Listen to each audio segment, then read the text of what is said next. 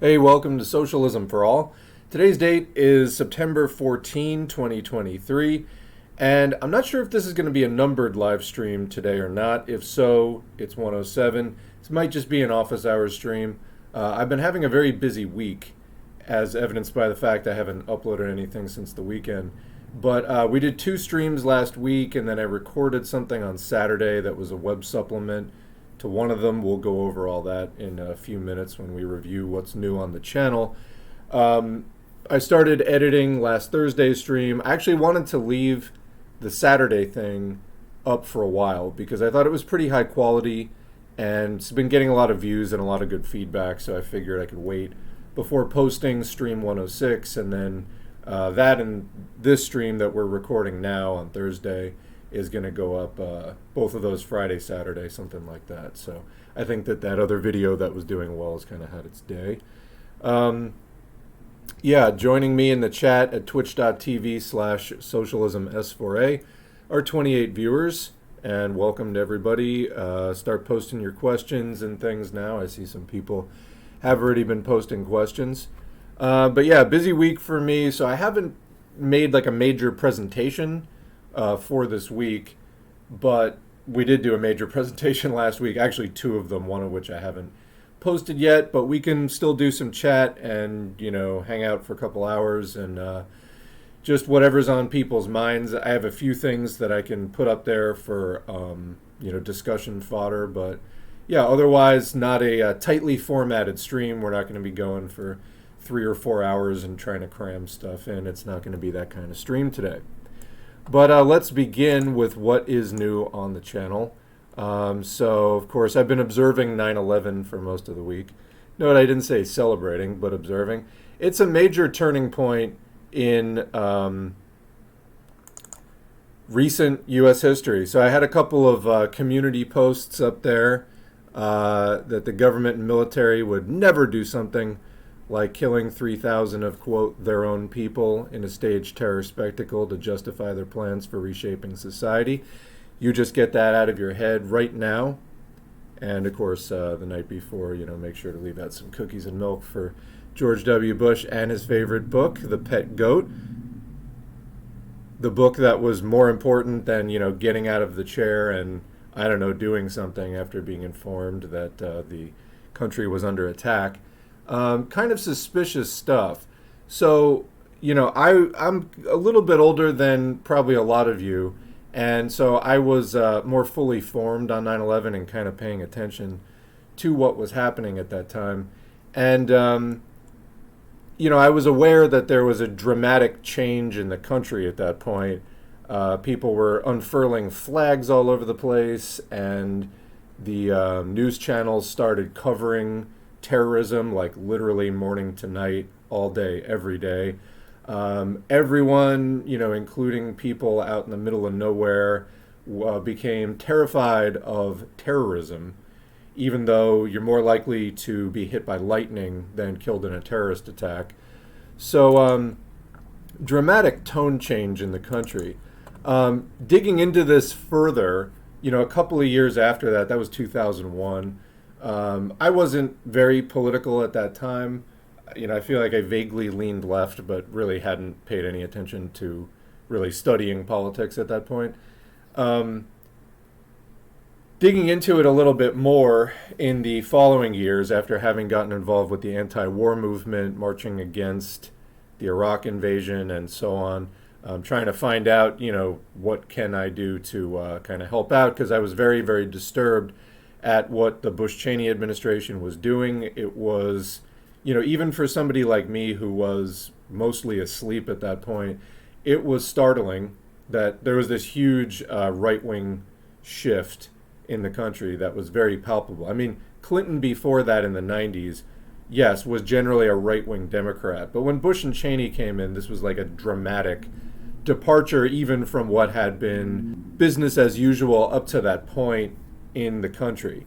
The Patriot Act, all of that kind of stuff, Department of Homeland Security, that was new. That didn't exist before that. And 9/11 was the turning point for all of it. It was how the imperial mobilization of the global war on terror was sold to the public and so on.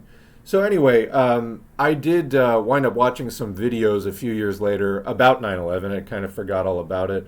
I wasn't somebody that thought from day one that there was really something up with 9/11. But I did see videos years later about it, and I was like, oh, that's really interesting. I never really thought about it or looked at it that closely. But I became, somebody who does not accept the U.S. government account of 9/11. And so underneath that, the post where I posted the video by Barry Zwicker, used to be called The Great Deception. He then revised it, added content. And I think it's a good video, by the way, especially for more left-leaning people. Renamed it The Great Conspiracy, which I think is more to the point. Obviously capitalism is the motive force here. Class struggle is the motive force. But that's also why they did what they did, trying to mobilize the public for this massive imperial effort of, invading any country that they feel like invading under the guise of, they're harboring Al-Qaeda or whatever. But anyway, looking into the event itself, there's two mains of thought among people who don't accept the U.S. government's absurdly flawed account of the 9/11 attacks. The first is LIHOP, and this is a little bit obscure, but you're hearing it now from me. LIHOP. So that stands for Let It Happen on Purpose. Those are people who believe that the U.S. government knew that the attacks were coming and purposely let them happen so that it could serve as a basis for public support for the global war on terror. And then there's MIHOP, and I'm more of a MIHOPper. This states that they didn't even just let it happen because that would be leaving too much to chance. This has made it happen on purpose, which takes the LIHOP scenario. It basically includes everything in LIHOP, but goes a step further, and they actually did it themselves to ensure that it would go the way that they wanted. And so you get a lot of weird comments when you post something like this, and I am informed on this topic. I looked into this quite extensively for years. This is a while ago, back in the 2000s, even before 2008, and capitalism got put back on the agenda. The thing then was terrorism and war, before everybody started talking about the economy. I spent an awful lot of time, reading and thinking about this. And people make comments like, oh, they wouldn't have even had to have done it themselves to get the public behind the war or whatever. Well, they did. This isn't just an abstract thing. This is, if you go down into the evidence of what happened that day, the government story just simply does not even remotely match up with what happened. So that's where this is coming from. It's not some sort of abstract, well, I think that they would have done this. No, it's just simply the government claimed XYZ. XYZ is really not what's reflected in the evidence. Therefore, something else happened. And so I strongly lean toward MIHOP. I don't think that the physical effects observed on 9/11 can be accounted for even by a LIHOP scenario. That is, there was a genuine attack from somewhere outside the United States, and they let it happen. There's too much, I think, across the board, from the physical evidence to the way that the war games were being run on 9/11, which occupied basically the entire defensive force of the United States. Those would have been awful big risks to, try to take efforts to let the attack happen. And then what if it didn't? What if one of the guys got sick that day and they postponed it or something? That doesn't make sense, I think, in the abstract, but also down to the specifics. There's too much there, to me, that suggests an active rather than a passive inside job. So, I made up my mind on that by about 2006 or so. And I have, to date, I periodically, I post about this once a year, basically. And I periodically review, different pieces of evidence. And to date, it's 2023. I have not been convinced that this was not some kind of an inside job. There's just too much there that points in that direction. There's another major narrative that goes around, which is the blowback or chickens coming home to roost narrative.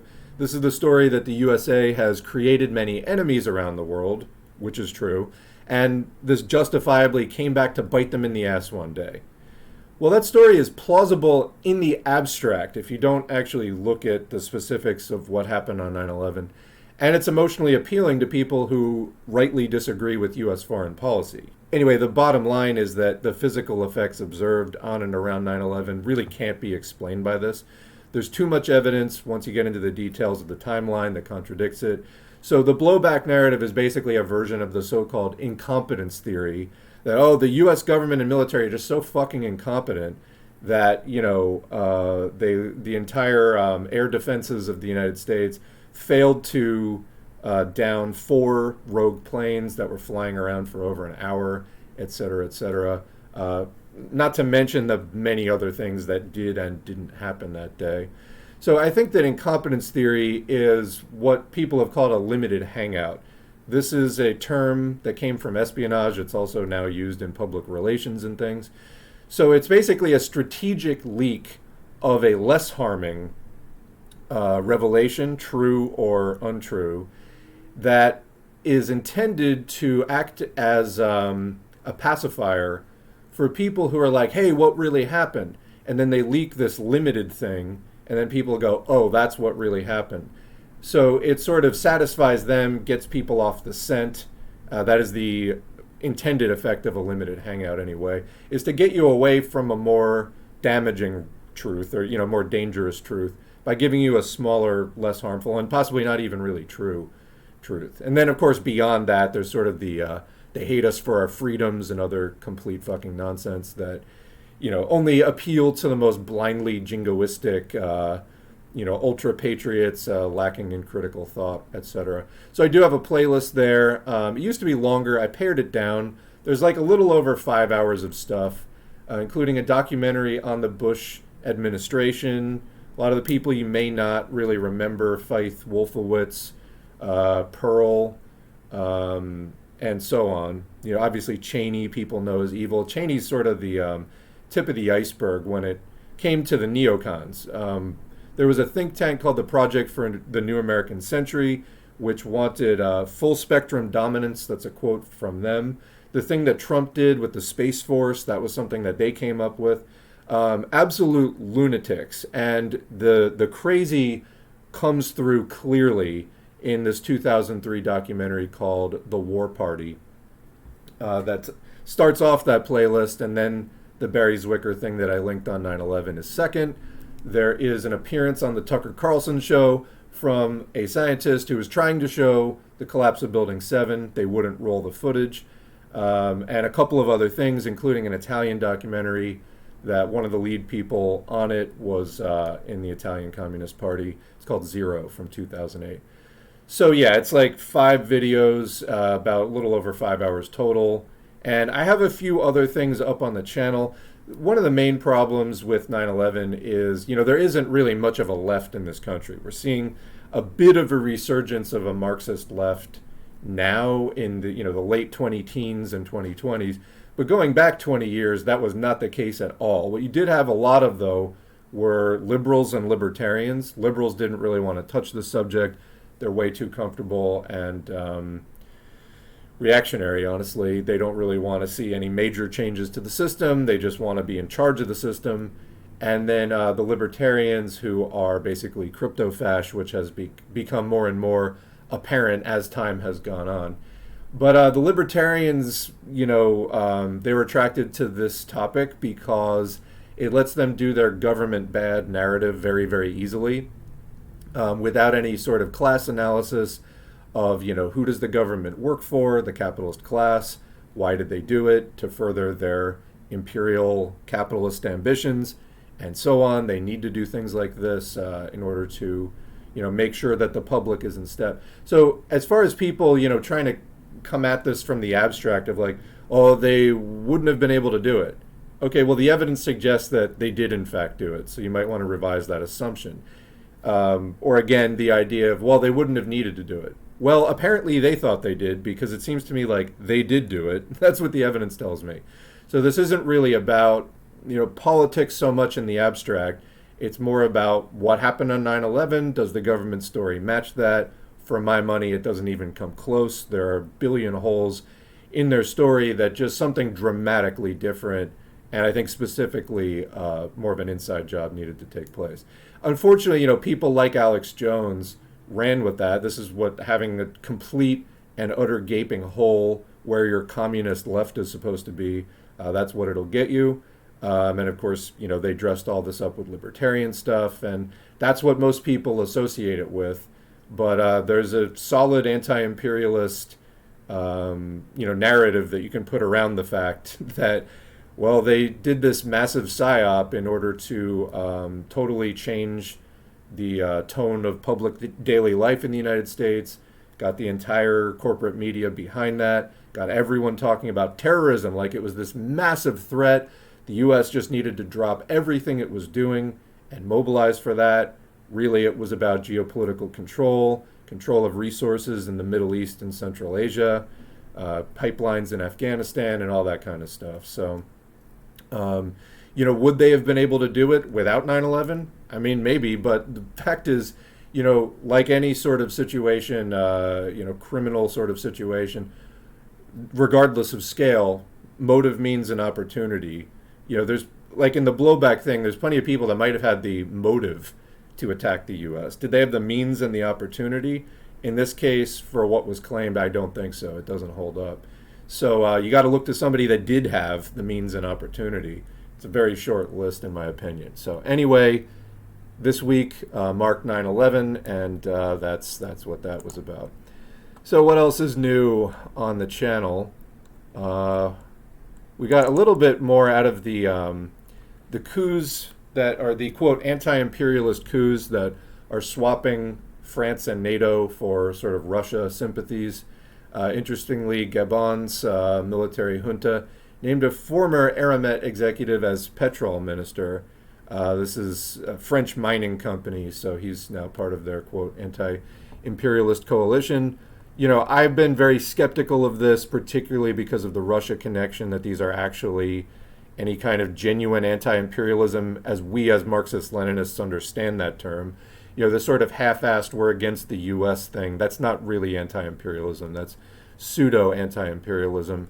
But anyway, looking for more details out of that. We did cover the Niger coup in some detail a couple of streams ago, and continuing to watch that. The U.S. right now seems to be acceding to their demands, and they are repositioning themselves away from the cities and more towards the center of the country, although whether they're just sort of gathering forces for a renewed assault remains to be seen.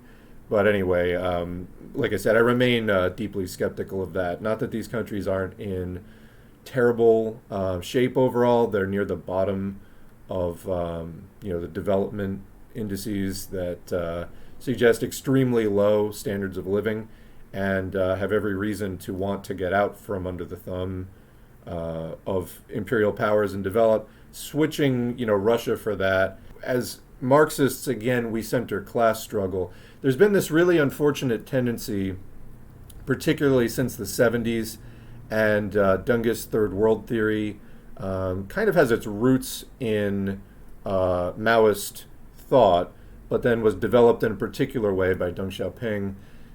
Three Worlds Theory incorporates a great amount of class collaboration into it, and this notion that imperialism is the primary contradiction, therefore we can sort of forget about class struggle, at least temporarily, and things. I think that this has led to decades of kind of crippling opportunism and class collaboration, but maybe we can pick that up later in the chat for more of a discussion about that. What else? We've got in the sort of Patsock clown portion of the stream, which thankfully we don't have every stream. Vijay Prashad tweeted this out the other day. Grateful to Edward Liger Smith of Midwit Marx for this thoughtful and generous review of the book that Noam Chomsky and I did on U.S. imperialism. Imagine being Vijay Prashad, or Noam Chomsky for that matter. I mean, Chomsky didn't write this, but making a point of sort of tipping your hat to an utter fucking reactionary goof like Midwit Marx. That's just incredible. Anyway, he's thanking him for the book review that they posted on their website. His differences with some of our formulations bear close thought. Translation: his wanton fascism bears close thought. Looking forward to engaging. Makes me sick. Anyway, what were these? What was the nature of this disagreement? Predictably, don't call me a settler. Yeah. So you want to acknowledge everything about capitalism except for the fact that the entire project of the United States was an expansion of European capitalism, and you don't want to actually engage with any of the consequences of that. Ridiculous. That's just extremely reactionary, and you're a fucking dumbass, bordering on fascist if you're not one already. Speaking of fascism pretending to be communist, so one of the things that we announced was PSL announced their presidential ticket. There you can see, and Jackolf Hinkler came along and felt the need to comment, America would be better off if you were both deported. So you're racist and anti-communist and tremendous. There's no, mentioning of whatever disagreement you have with them is. Just like, you're not white, therefore you're probably here illegally, you should be deported. What the fuck? This is the guy who claims to be a Marxist-Leninist. Go fuck yourself. And somebody was asking, how did he get so popular? His channel has a lot of subscribers. Well, he is on the Jimmy Dore show regularly. After Ron Placone got out of doing the Jimmy Dore shit.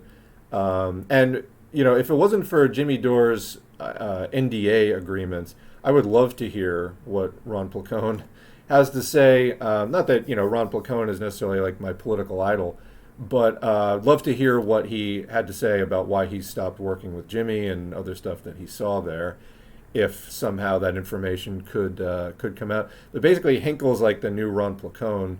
He's on the show as a regular guest. And anyway, this is the kind of shit you get.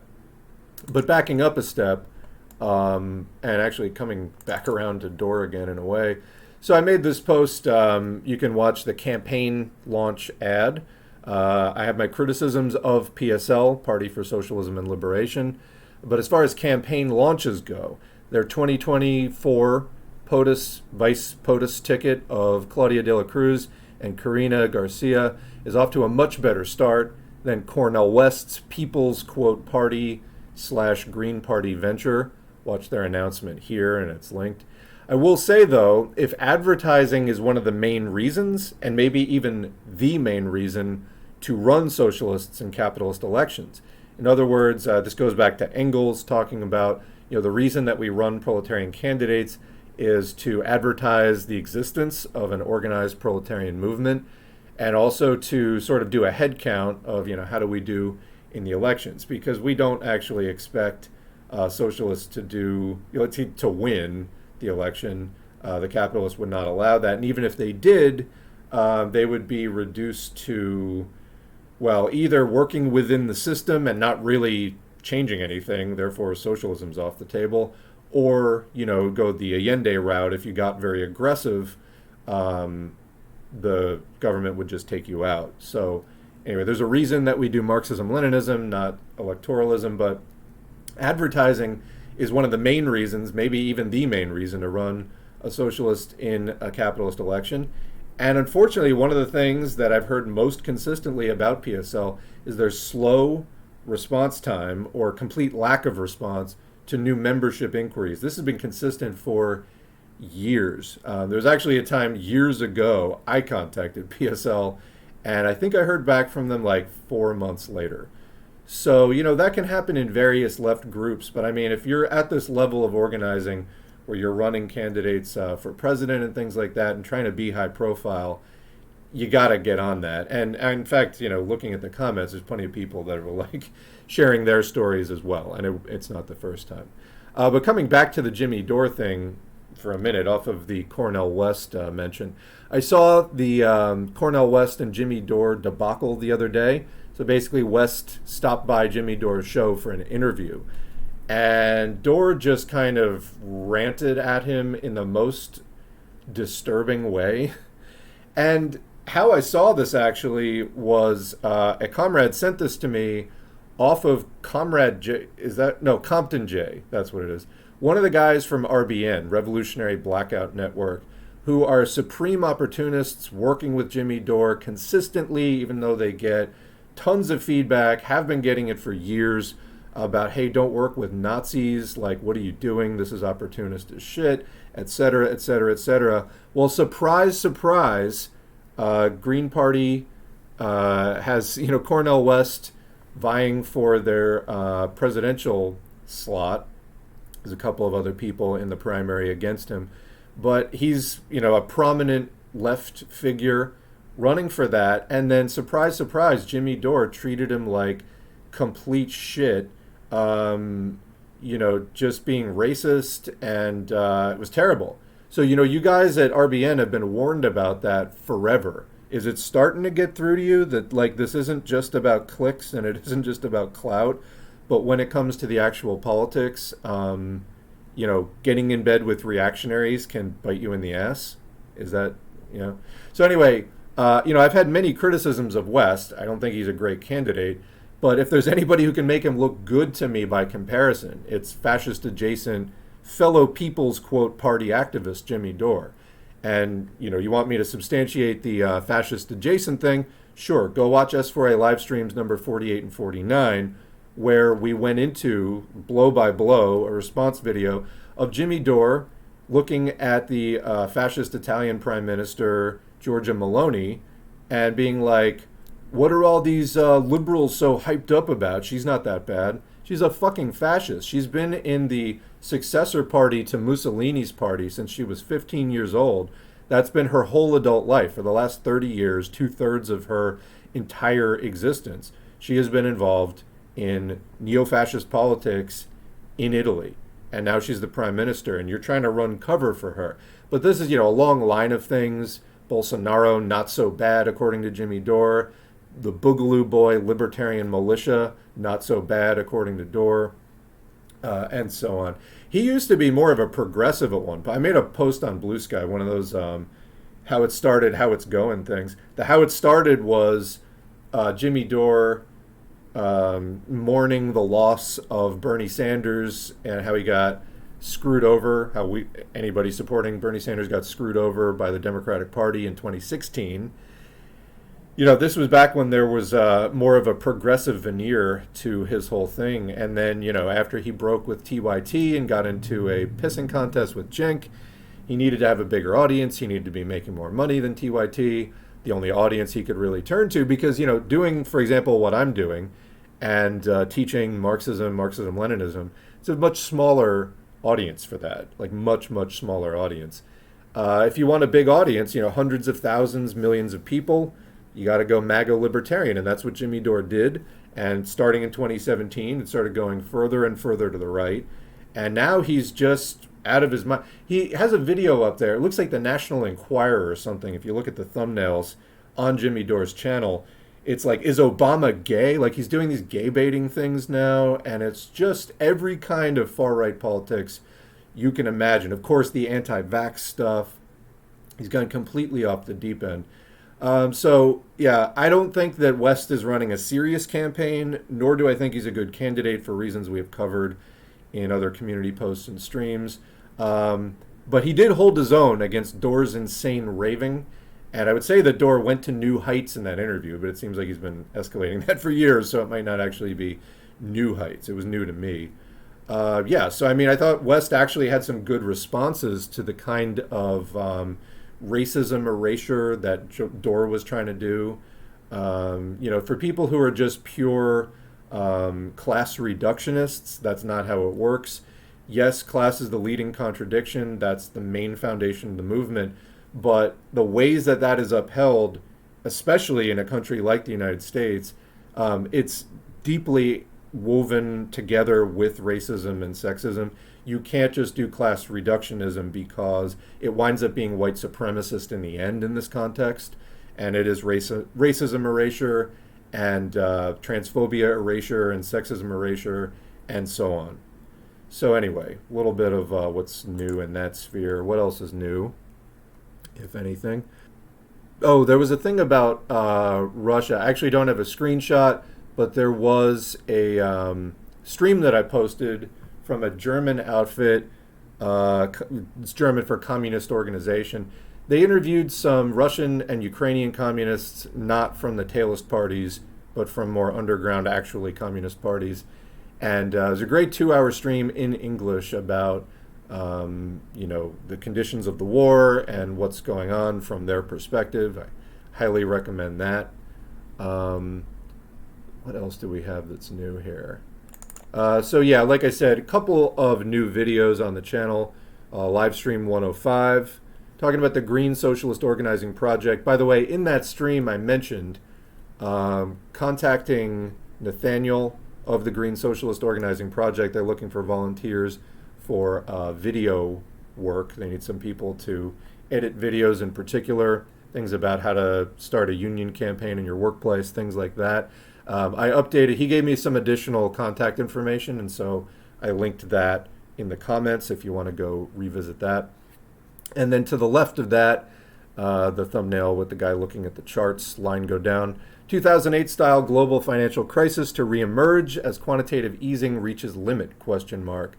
So I basically took an hour and 40 minutes and made my case that the 15 years bought by quantitative easing, basically the Federal Reserve buying up all the bad assets and exchanging it with literally $9 trillion in cash over the last 15 years or 13 years.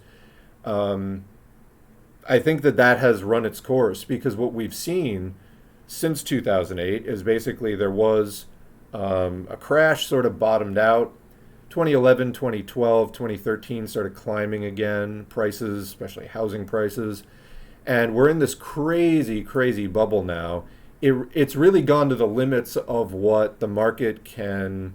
It can't really even bear what it's doing now, but it really can't sustain it for much longer than this. I think it's reached its breaking point.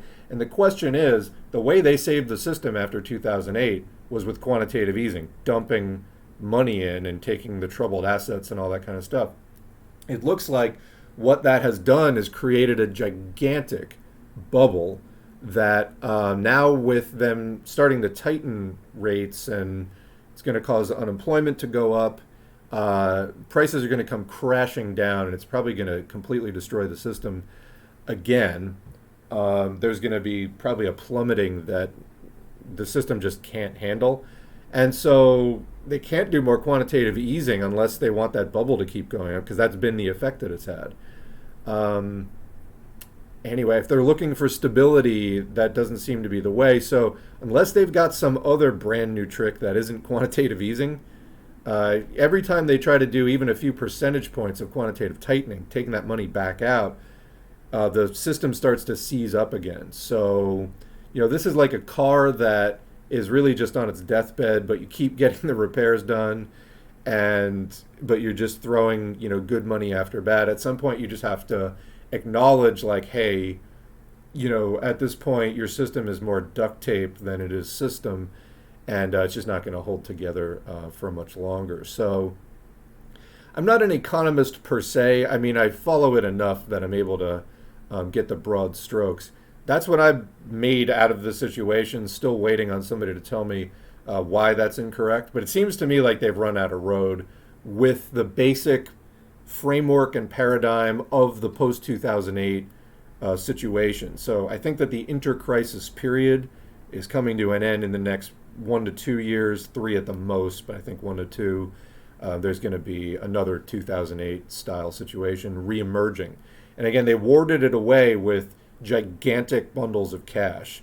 But, the price of that was it created a huge, huge bubble that the market can't really sustain for any longer. Nobody can buy a house. The number of house transactions has trickled to just like an all-time low.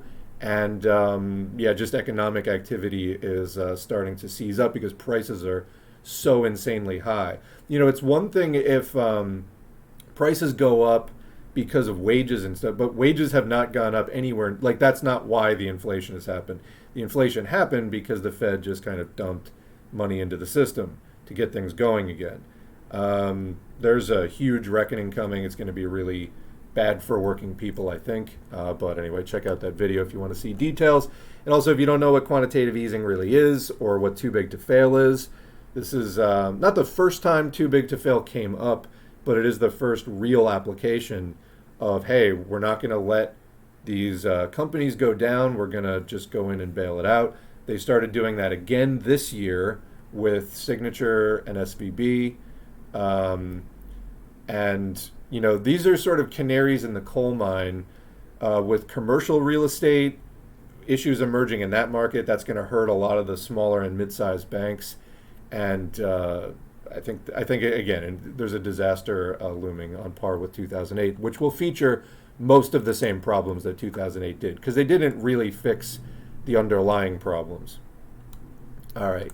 What else is new? I think that these streams are going to be a regular thing for Thursdays for now. So 1 p.m. Pacific, 4 p.m. Eastern, 8 p.m. UTC. And then I do later post them to YouTube. Sometimes it's the next day. Sometimes it's a week later. It really just depends on what else I'm doing. All right. I think that might be everything that I had for sort of new stuff up on the channel. Oh, BioBot. So I don't have updated screenshots, but BioBot updated today, the 14th. Let me just show you the most recent screenshot from BioBot. And again, I'm not exactly sure. So this is from 2 weeks ago. As you can see, we're in a COVID surge right now, according to wastewater. Don't go by the cases, because the cases, they stopped counting years ago. Go by the wastewater, which is a much more accurate and up-to-date current measure of the COVID spread. biobot.io/data will take you to this page. They also have a regional look, and they also have county by county, although not all counties are represented. So right now, the curve has started to come down. However, that's with the caveat that most recent data are subject to change.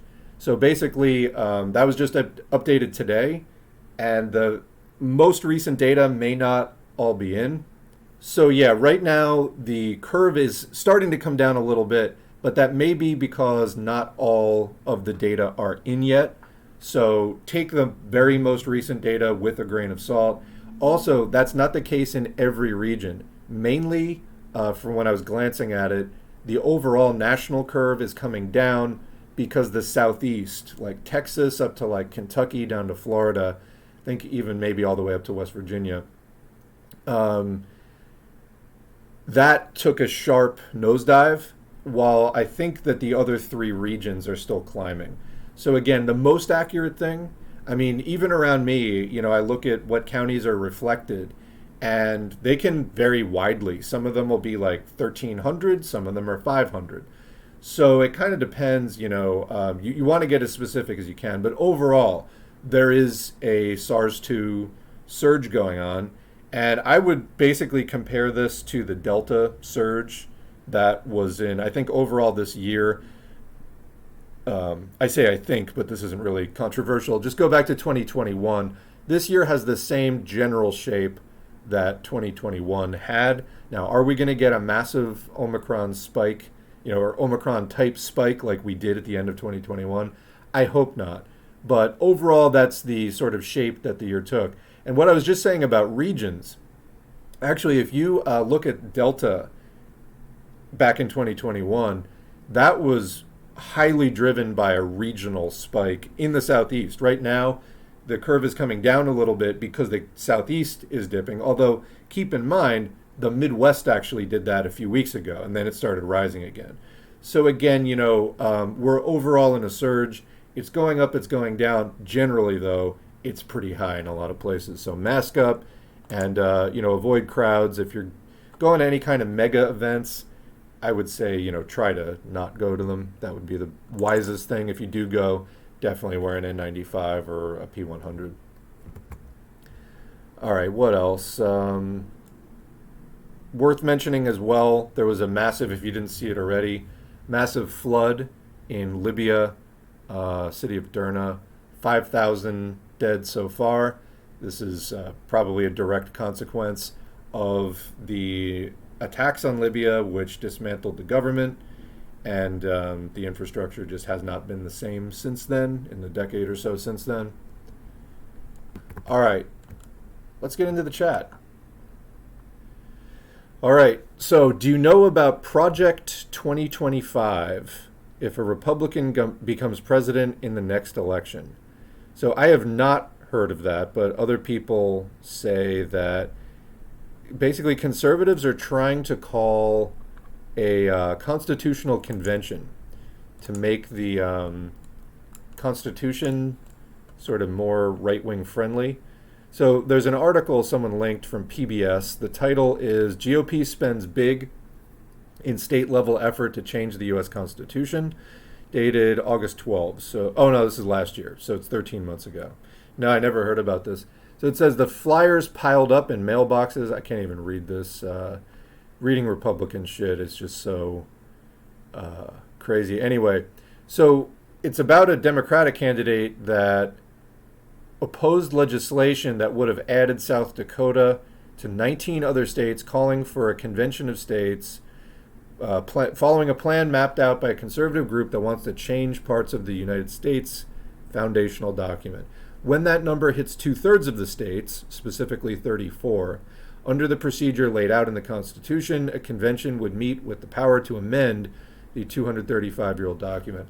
Let me just take this moment to mention that the United States Constitution, most countries update their Constitution, not just update, but like completely redo the Constitution much more often than the United States. The United States is so stuck in the past. Our Constitution doesn't really like work well for us, I think. And there are many more rights that should be reflected, I think, in the Constitution. Anyway, that's not what they're meeting to do.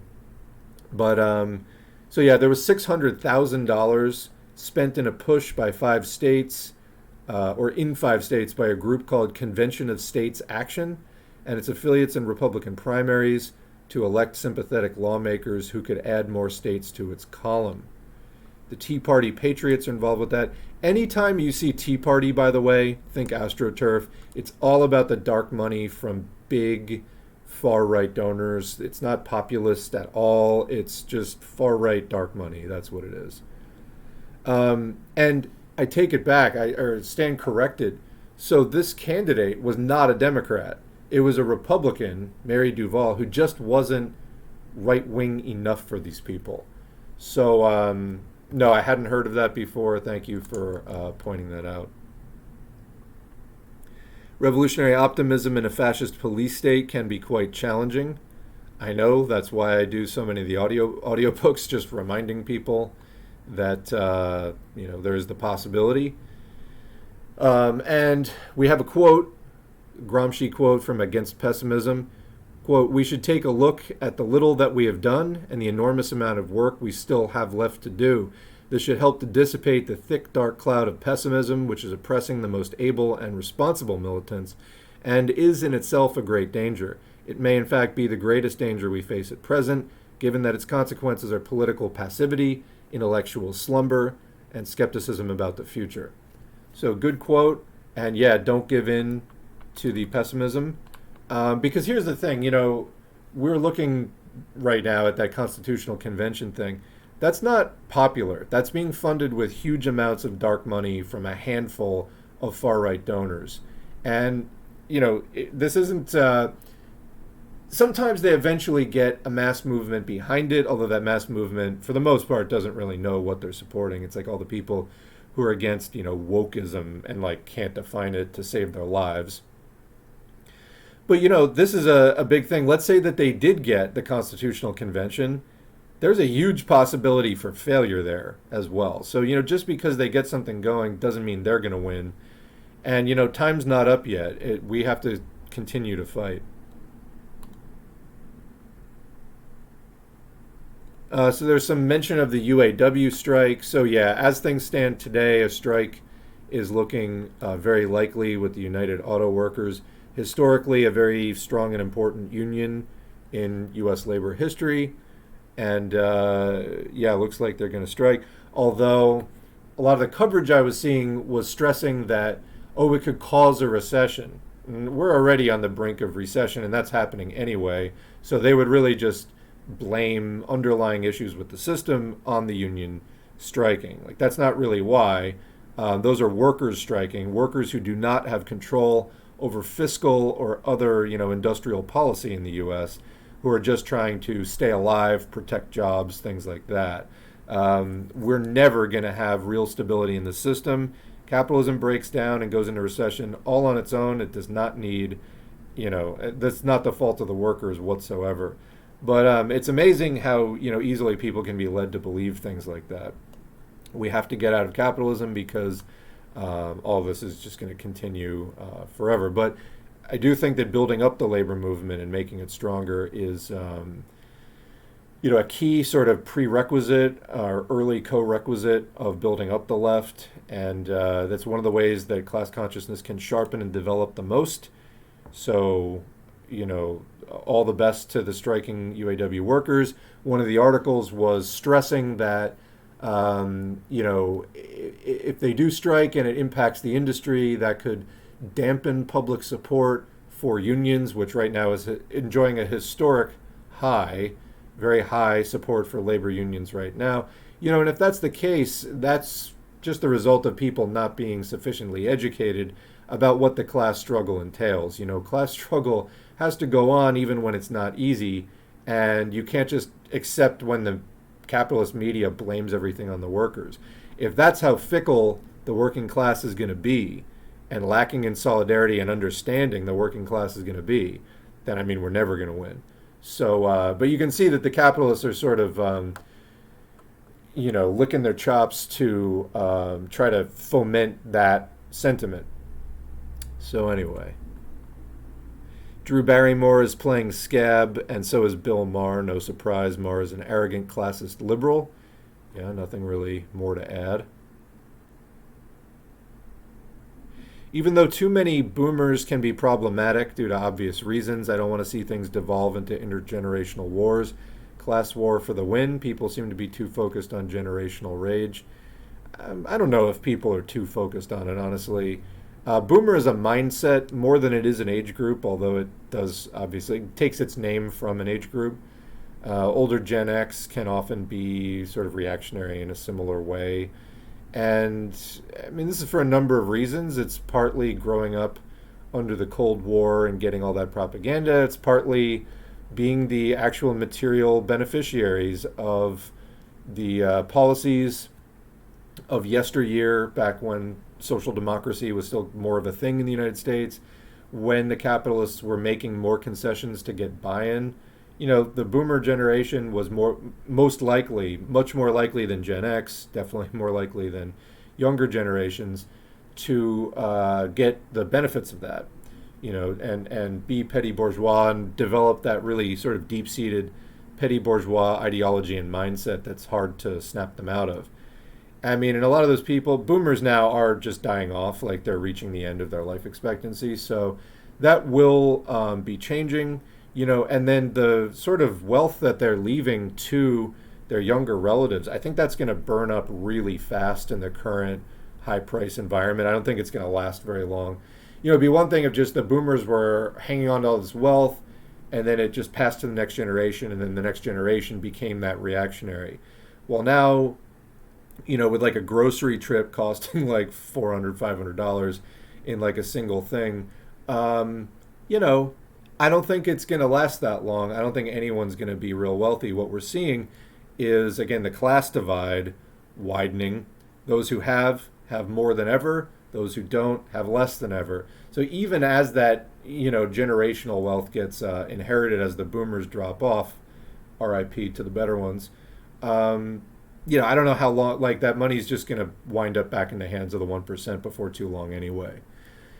But yeah, I don't know that people are overly focused on that, honestly. I think a lot of it is pretty well deserved. There's exceptions, and like I said, boomer is a mindset rather than a hard and fast age group, although it does take its name from an age group that exemplifies it.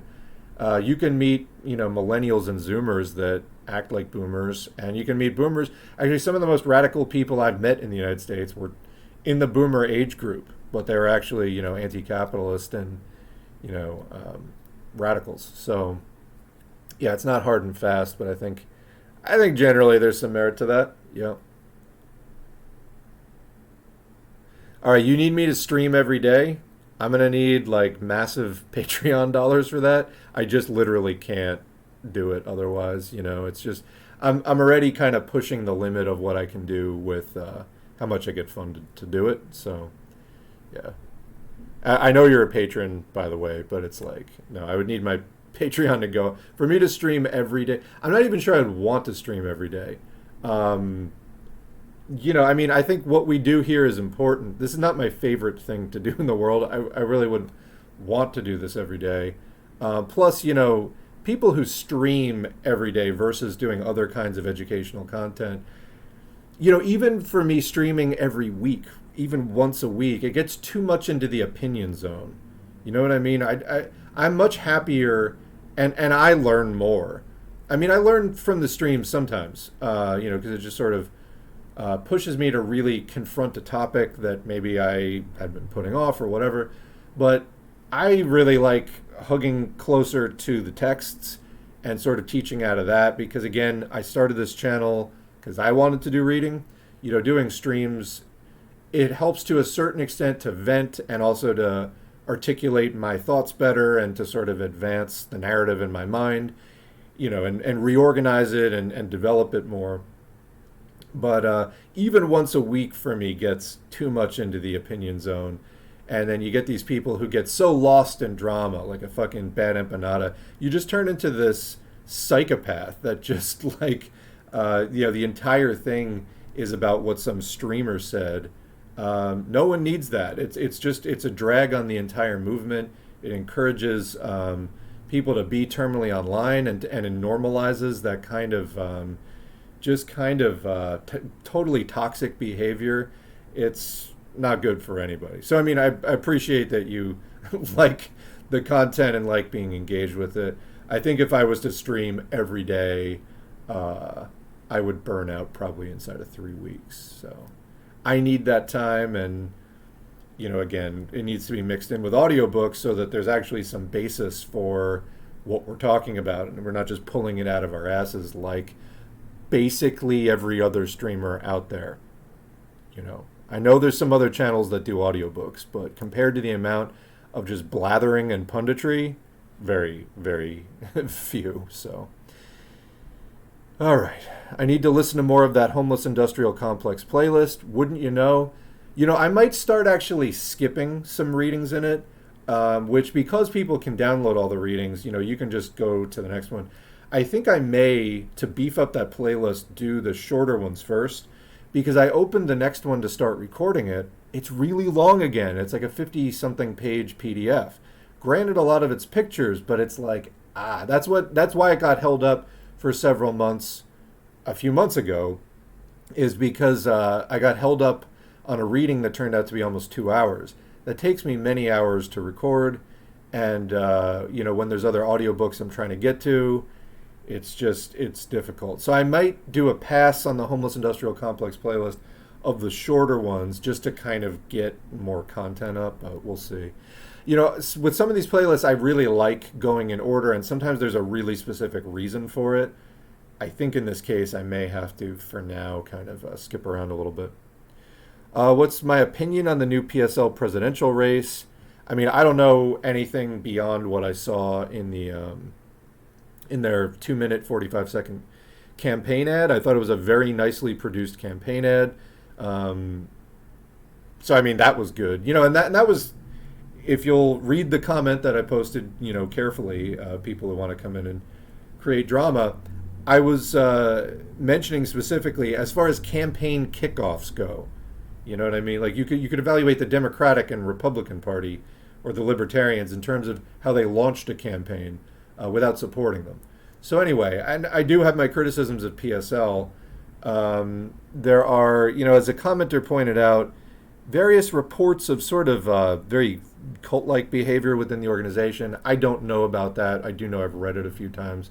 I don't know. I haven't known anybody personally who has been the victim of cult-like sort of member controlling behavior within that organization. I've known other people who did not report that. But I've seen a number of people, who I didn't know talk about that online. My main criticism of PSL is they're in more of that Dungus Three Worlds revisionist, opportunist stance regarding China. And, Brian Becker, a co-founder of the party, also involved in Answer, the Answer Coalition, does not consider Russia imperialist. That's just flat out wrong and revisionist, in my opinion. So, those are my criticisms of PSL more, as the Dungism and the, that kind of thing. I mean, and then beyond that, I know that many of their members are Marxist-Leninist. I don't believe the party actually is Marxist-Leninist. So that kind of explains some of the problems in the first place. Last I checked, they described themselves as Marxist and Leninist. So they're a Marxist party. That was at least the roots. Sort of a crypto-Trotskyist thing. And like I said, I contacted them years ago. That was like before I really knew anything about anything, before I was even really doing this channel. Never heard back. I think that was probably for the best.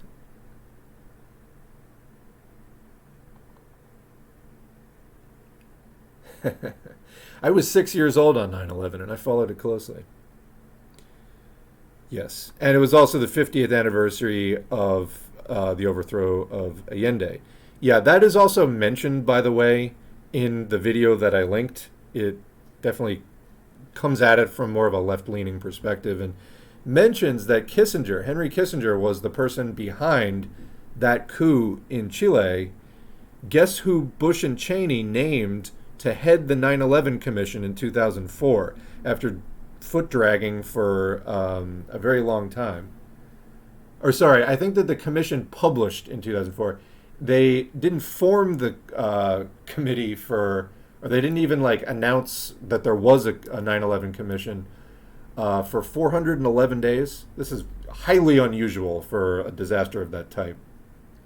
But when they finally did, after waiting over a year to form the 9/11 commission, they named Henry Kissinger as the head of the 9/11 commission. It's, as Barry Zwicker said, sets a new standard for cynicism or being out of touch or both. But, this is the kind of person you appoint to a committee when you need to run a cover-up. So, anyway, we are the pet goats. Yeah, people have sort of dug into the symbolism there. Who the hell knows? But it fits anyway. The same government that openly gave military weapons to the Klan for terrorism somehow wouldn't be, quote-unquote, involved in 9/11. Yeah, no, they wouldn't do that, guys. They wouldn't do that. The same government that right now in our lifetime, as we speak, is just letting COVID rip. Over 1 million dead, tens of millions disabled. No, they wouldn't kill 3,000 people in a staged terror spectacle. They wouldn't do it. I'm telling you now, they would never do something like that. Just banish the thought, honestly. It's absurd. I quit high school sophomore year after 9/11. How come? Was that connected? There's no way that they could cover up involvement of 9/11. Oh yeah, the people who say that it's too big of an operation, somebody would have talked. I mean, some people did kind of talk, and it's also, there are, I think, plausible explanations of how the stand down was orchestrated. There's a particular general at NORAD that something I was watching, I thought presented pretty good evidence that this was probably the guy responsible for some of the fuckery going on at NORAD that day. I forget the guy's name off the top of my head, but yeah, there you get that argument too that I didn't address in the post. I haven't seen it in the comments so far, although I did see it in one comment on Blue Sky, actually, which is oh, you're giving the government too much credit. They could never pull off something like that. Okay, so right now, as we speak, do you know how many compartmentalized military operations the U.S. military is performing? We're not talking about the entire government here. We're talking about a compartmentalized operation of professional killers that their literal entire job is to do nefarious shit involving murder. They're, the technicians of murder, and then to stay silent about it. That's their whole job. That's what they get paid to do. It's called the military. Look it up. And there's a difference between a random grunt soldier and somebody higher up in a more of a secret compartment of the military. Keep in mind how much money goes into black budget stuff and everything else. They can't even track it. You wouldn't know if, this stuff's been funded for decades, especially since Vietnam. And anyway, there's a whole can of worms there. The idea that somehow the U.S. government is this bungling, inefficient thing, they do that with their, unemployment hotlines. They do that with their departments of labor. Like, they do it with the actual services that the average working person needs. When it comes to their military and making sure that imperialism is rolling along, that's not the way that it works. Much more efficient. There's a completely different standard that they use. After I survived my school shooting, I investigated, and the FBI pushes... Oh, okay. Let me try that again. After I survived my school shooting, I investigated the topic of school shootings, and the FBI pushes people and sometimes arms these terrorists, in my opinion, creates supports for organizations like FBI by both allowing terrorist acts of white supremacy and helping to create them. Yeah, so Operation Gladio is a documented example of that going on in Europe, using a fascist network of terrorists left over from World War II. These people were brought under the auspices of CIA and NATO intelligence. And then when the left was getting too strong in some Western European countries, particularly like Belgium, Italy, but there's a number of examples, the fascist terror cells were activated, and they basically, rather than just being defensive, like in the event of a Soviet invasion or proletarian revolution, that's who they were gonna keep these fascists stay behind network of fascists stay behind soldiers, and they had weapons caches stashed at different places in the country. They would activate these anti-communist, fascists, in order to fight off the revolution or fight off the invasion or whatever. Well, what they did was they actually got proactive with it, and they started staging assassinations, bombings, and mass shootings. So very much in like a school shooting type of thing, and that's a documented case of that actually being linked to imperialist intelligence organizations. Is the same thing true? Within a country like the United States? I wouldn't doubt it. I wouldn't doubt it at all. I don't think that's been as well documented in the United States, but someday somebody might make the right FOIA request and some document might come out. I don't know. Why in the hell is somebody posting details about pineapple juice? I mean, this is true, but we're not talking about pineapple juice right now. To say that socialism doesn't work is to overlook the fact that it does work and has worked for hundreds of millions of people. Indeed, it's true. If socialism didn't work, imperialism wouldn't have to work so hard to try to undermine it. Russian capitalists are still just capitalists. They use the USSR's legacy to try to pretend they are somehow different to regular capitalists. Yeah, they're working that capitalist, or they're working the Soviet, okay. They are working the Soviet nostalgia for everything it's worth. Eventually that's going to run its course, though, and people are going to be like, hey, you're not communists, It's going to become painfully obvious that they're having lots of economic problems that cause the average working person to suffer while the billionaires are being billionaires. And, that's pretty much how capitalism goes. The main thing is class against class, and that's, the only thing that can really undermine capitalism is the contradiction between labor and capital. So we need to keep focusing it back on that. This whole thing of sort of lesser evilism and the Dungus Three Worldsism, we need to get completely away from that. The class collaboration, things were different in the 20th century for various reasons.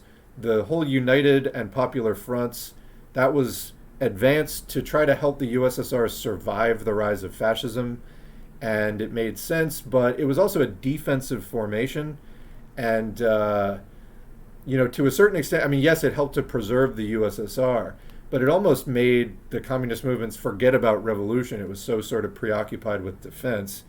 But even the United and Popular Fronts, this is where your class composition was different, particularly in the Eastern countries in those days.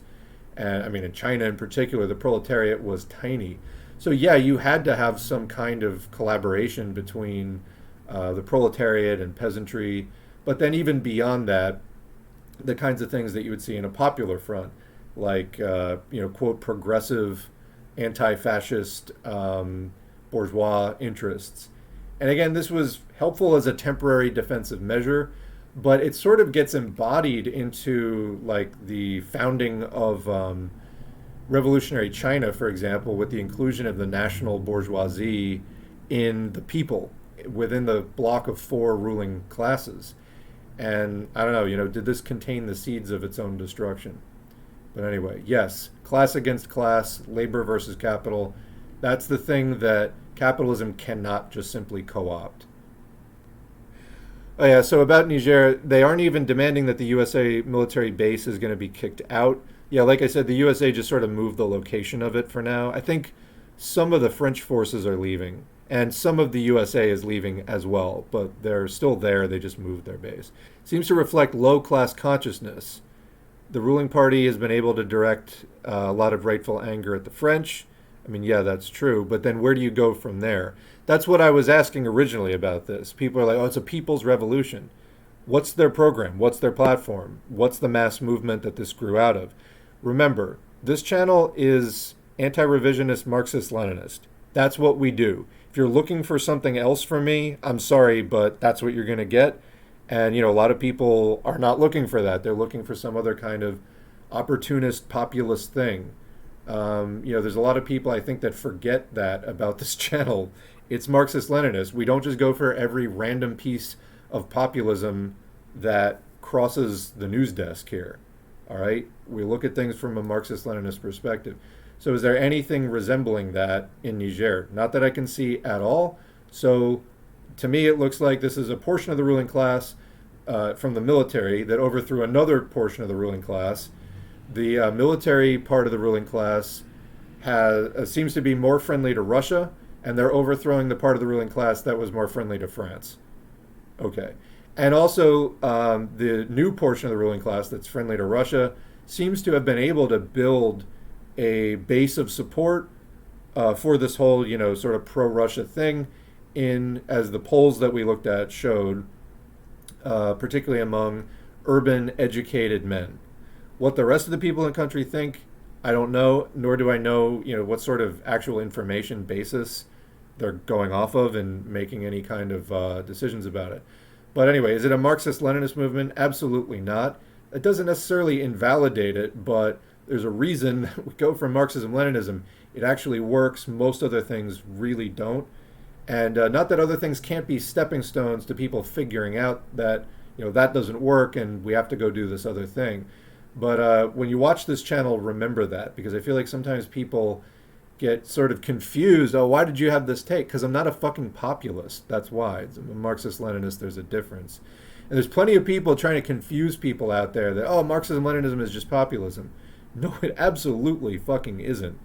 Read some Lenin. Have you ever opened a page of Lenin in your life? Anyway. The posts I was reading are from the community tab on the YouTube. Oh, I don't know what Hinkle is claiming today. He was claiming for years that he's a Marxist, so I don't know. On Piers Morgan, he said he was conservative. Well, yeah, but then you get people like Infracell and Hinkle saying that there's no contradiction between being conservative and communist. Excuse me?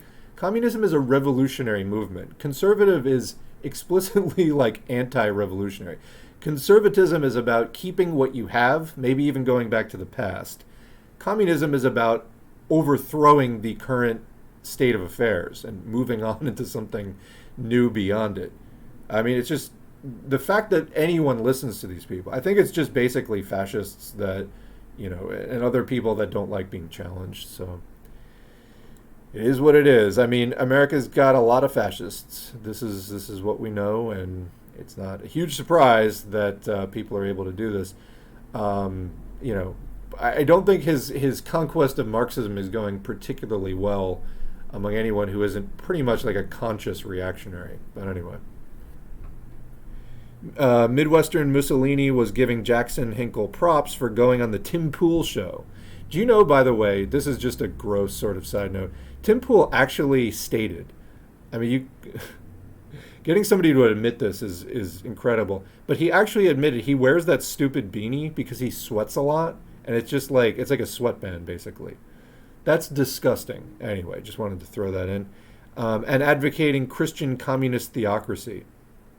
Again, communism, anti-religion. It doesn't mean necessarily that they're going to go, communists, taking power, are going to go abolish all the churches. It does mean that they're going to completely sever the churches from state support, making religion a private affair, and also engaging in much materialist and atheist propaganda. Typically, though, they do still allow the churches to exist, at least for a while. But yeah, Christian communist theocracy is the complete opposite. We have a whole playlist on this on the channel, Marxism and Religion. I mean, it's just the epitome of revisionism, some of the takes that these people are trying to put out there. Did Jimmy Dore really make his co-hosts sign an NDA, or am I just joking because Dore is a wild alcoholic rage freak? I mean, as far as I can tell, Dore is, in my opinion, a wild alcoholic rage freak.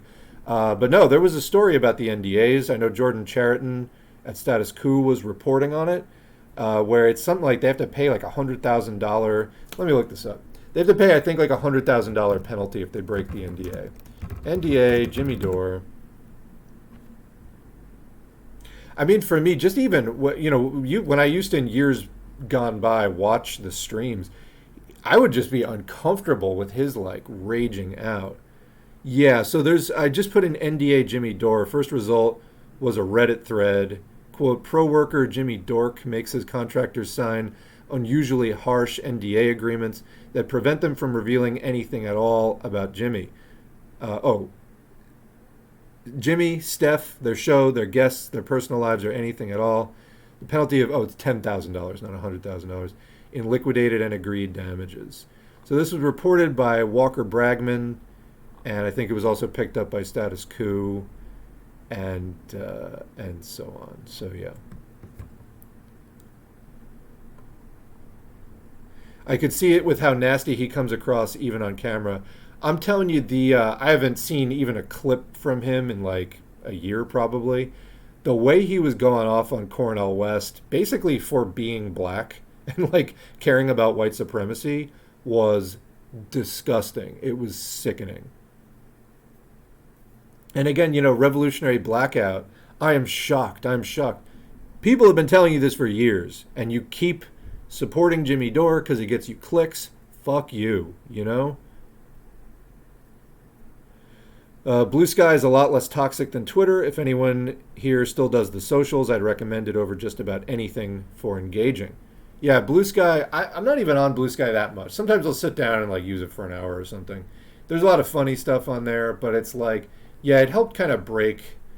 I didn't have like a strong social media addiction. I did it for the channel, basically. I'd go out looking for news because you need stuff for the streams. And oh my God, did you see this? And did you hear this? And, if I didn't want the answer to be no to every single thing, I just spent a lot more time on social media than I would have wanted to.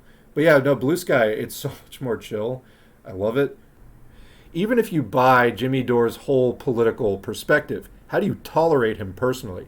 He's one of the most annoying, obnoxious, unfunny, greasy people I've seen. Absolutely. He's a sleazy, fucking, just gross rage freak. It's hard to watch. It's very, very cringy. And yeah, he is not funny. I've watched a little bit of his stand-up comedy. It was not funny, I thought. There was like a few times it approached being funny for like a second, but I thought he was a bad comedian, which I think is why he's doing what he's doing now, because kind of sucked at his main job, and never really became like a big name in comedy.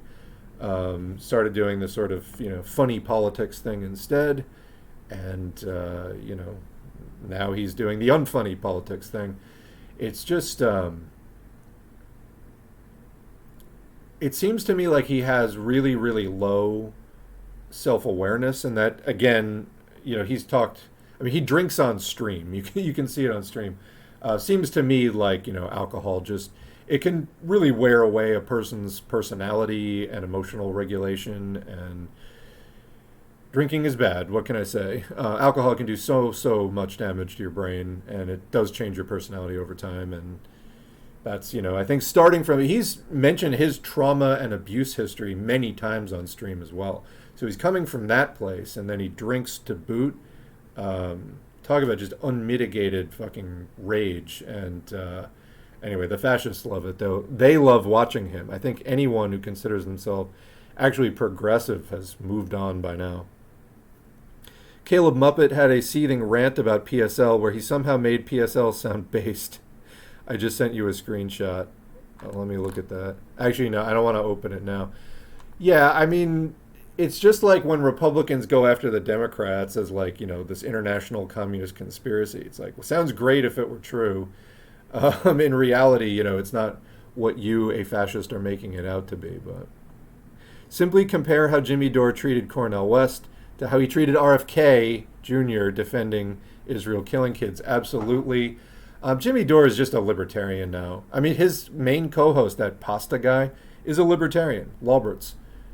So, I mean, that's where he ended up, and this whole idea that he's progressive, he's as progressive as any libertarian is, which is to say not at all.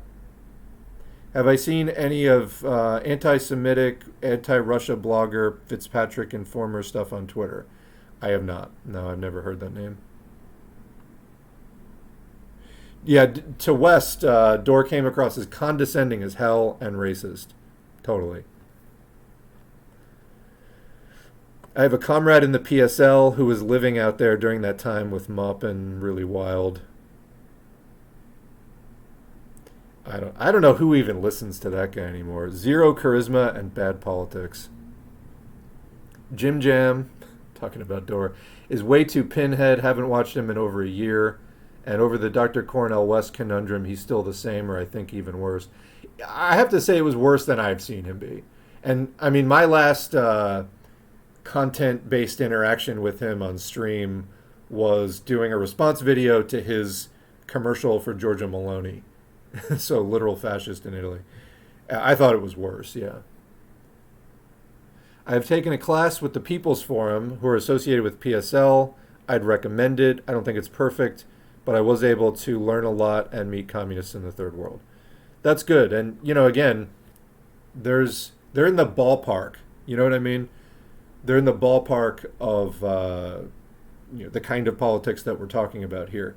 I do think they make some major errors as a party with their stances.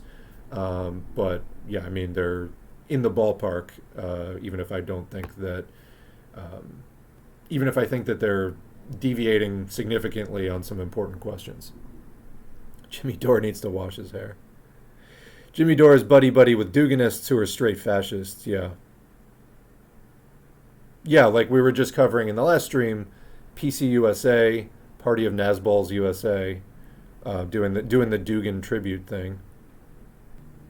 Yeah, the gay baiting thing, that was because that wacko came out and said that in college he had sex with Obama and went on Tucker Carlson for an interview. Yeah, and of course Jimmy Dore had to run with it. You don't have to actually tail Tucker Carlson on everything he does, but Jimmy Dore has not gotten that memo yet. I don't know if Cornel West is just Twitter popular or has more broad support. I have a feeling that social media bubbles color people's views of how he could, quote, well, I don't know if he would come even close to winning a popular election, but how he would do in a popular election. That's why I'm saying, when I said in that last post about Cornel West, I'm like, can the Green Party come up with a better candidate who's not just sort of a media gadfly author?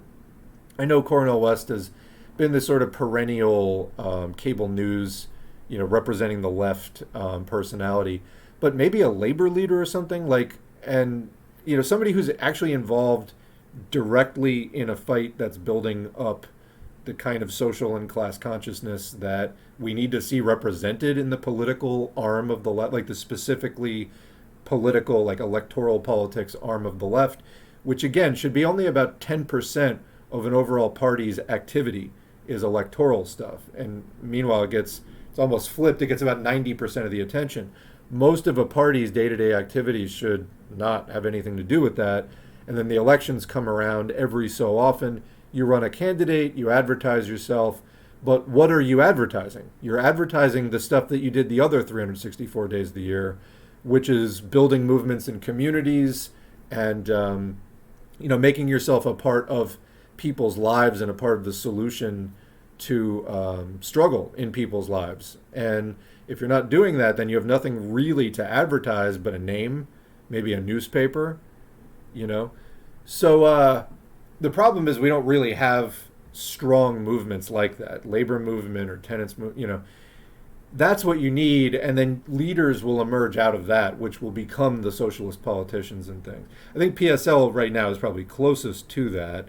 I don't know tons about their candidates' backgrounds, but that from the bio that I read, that was what they claimed. So, yeah, but to the extent that those movements are just real underground and small, then when they run for office, it's not going to be a name people really know.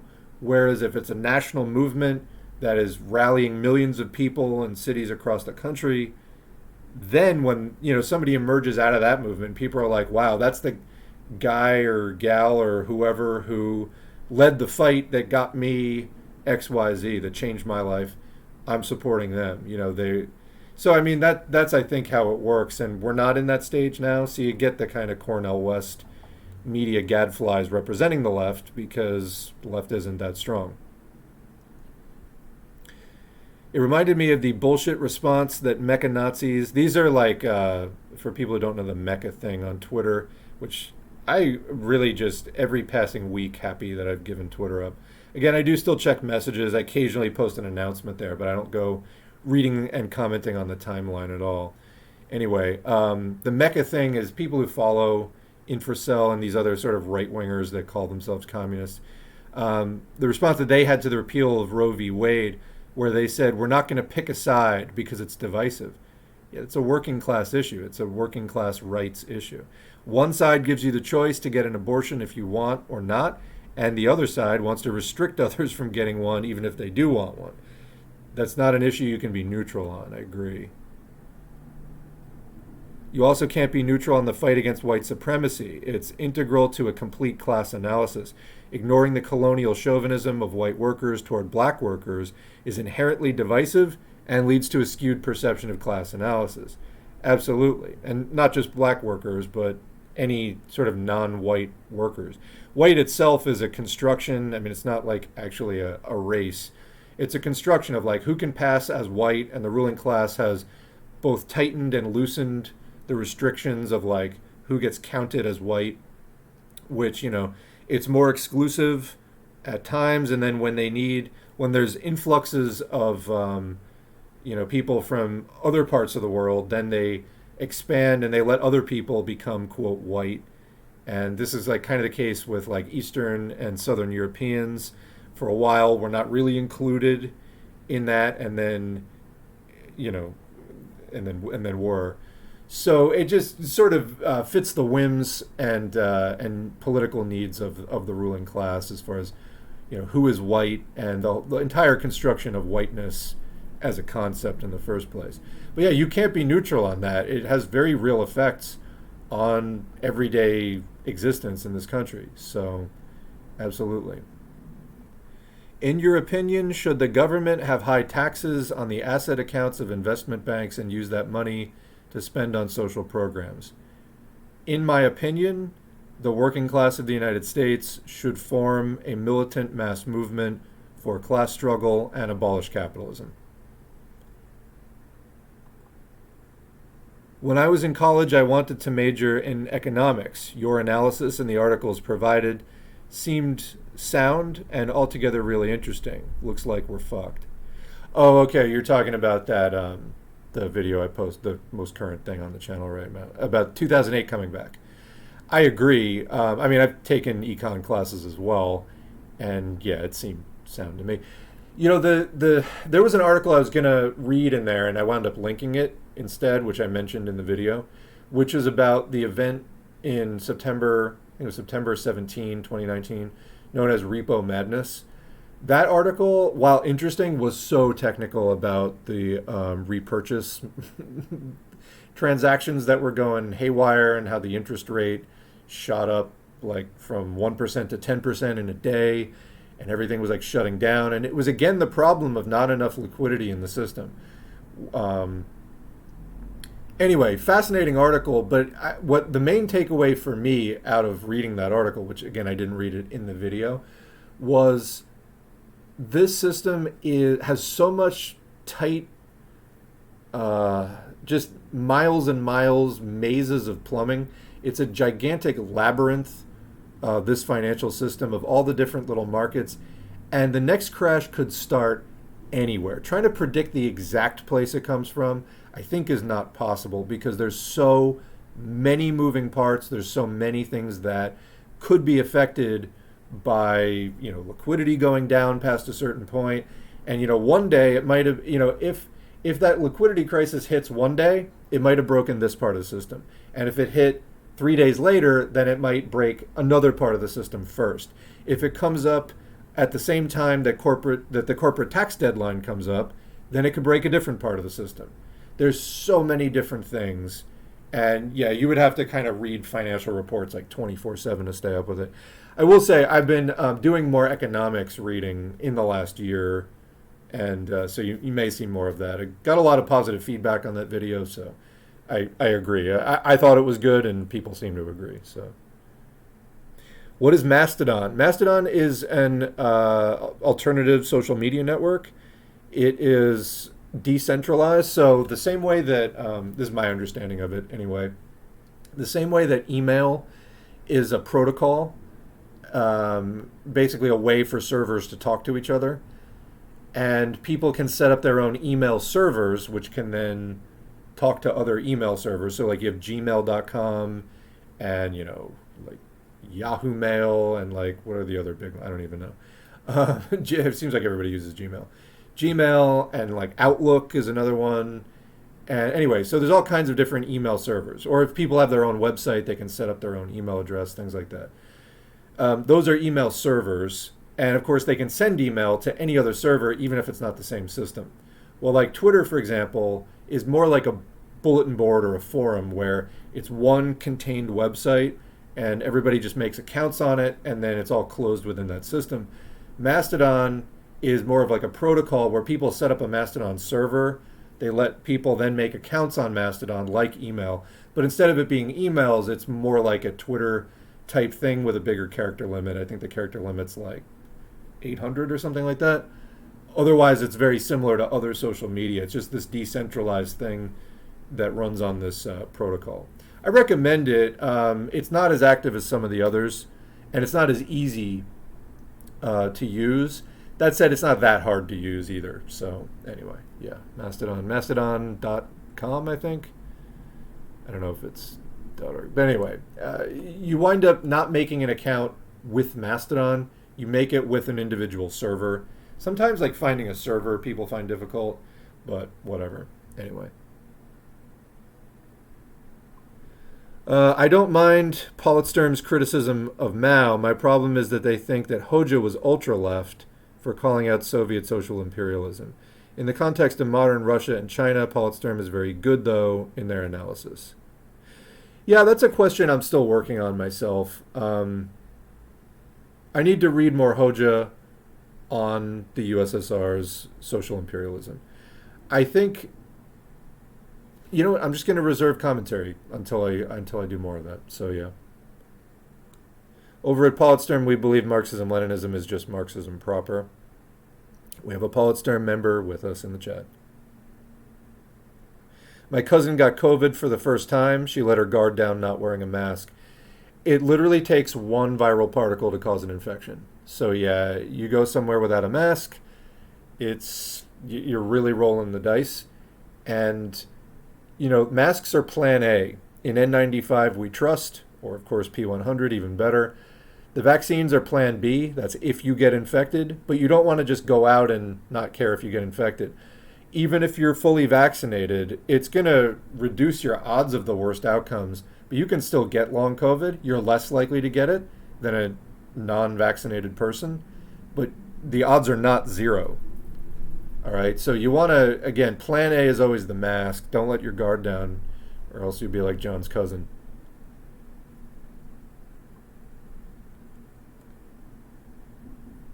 Yeah, this is a communist stream. Imagine that. It's called Socialism for All, and yeah, we're communists in the stream. Can you imagine that? Communism never worked out anywhere too well. Used the wrong two. Capitalism. How's capitalism going post 2008? We were just talking about the Federal Reserve had to inject $9 trillion into the system to keep it afloat. So, like it or not, capitalism's coming to an end, and we will have a worker-run system after this. Yeah, we will. Oh, and so people responding to the question, why are you communist? I am from a former socialist country, and I know what capitalism brings in the separate Yugoslav republics. Yeah, I mean, this is kind of a theme in Parenti's book, Black Shirts and Reds, is people in the former socialist countries, including the USSR, thought that they were going to keep all of the economic freedoms and guarantees that they had under socialism, and then just sort of liberalize in ways that weren't going to affect that. And then lo and behold, I guess they should have believed the communists that were trying to guide the society and keep their class consciousness up, which they didn't. They didn't believe them. And then when capitalism came in, boom, it completely undercut the entire foundations of, all of their economic freedoms and guarantees. So the whole material basis for having a dignified life went out the window, and they can't get it back now, because how do you get rid of capitalism? It takes a revolution. Once capitalism gets in, revolution is what gets it out. So yeah, I hope the next time we're more careful and not getting complacent towards capitalism. And the main thing is extinguishing capitalism worldwide before it can gain a foothold again. Because we're living in the last days of capitalism now. It's getting more and more unstable, and it will hang on until it is deposed. But it will get more and more chaotic until it has just a massive crisis from which it absolutely can't recover, and it just leaves chaos in its wake. If the working class created by capitalism, because a proletariat like this did not exist in feudalism, there was some proletariat, but capitalism is what proletarianizes the overwhelming majority of the population. Turns you into propertyless wage workers. That's just what it does in countries where capitalism operates. There's the big bourgeoisie, the rich capitalists. Then there's a small strata of small capitalists or petty bourgeoisie, small business owners. But again, a small layer. And those people, they're not one of the great classes because they're few in number and they don't have much wealth either. But they do exist and they serve a purpose in capitalism. But then the overwhelming majority, like 90+% of the population in end stage capitalism, after all the other classes have been proletarianized, is proletarians, propertyless wage workers who don't own capital, at least in any meaningful way. You might own a stock or two or something like that, but 75% of the stock market's owned by 1% of the people.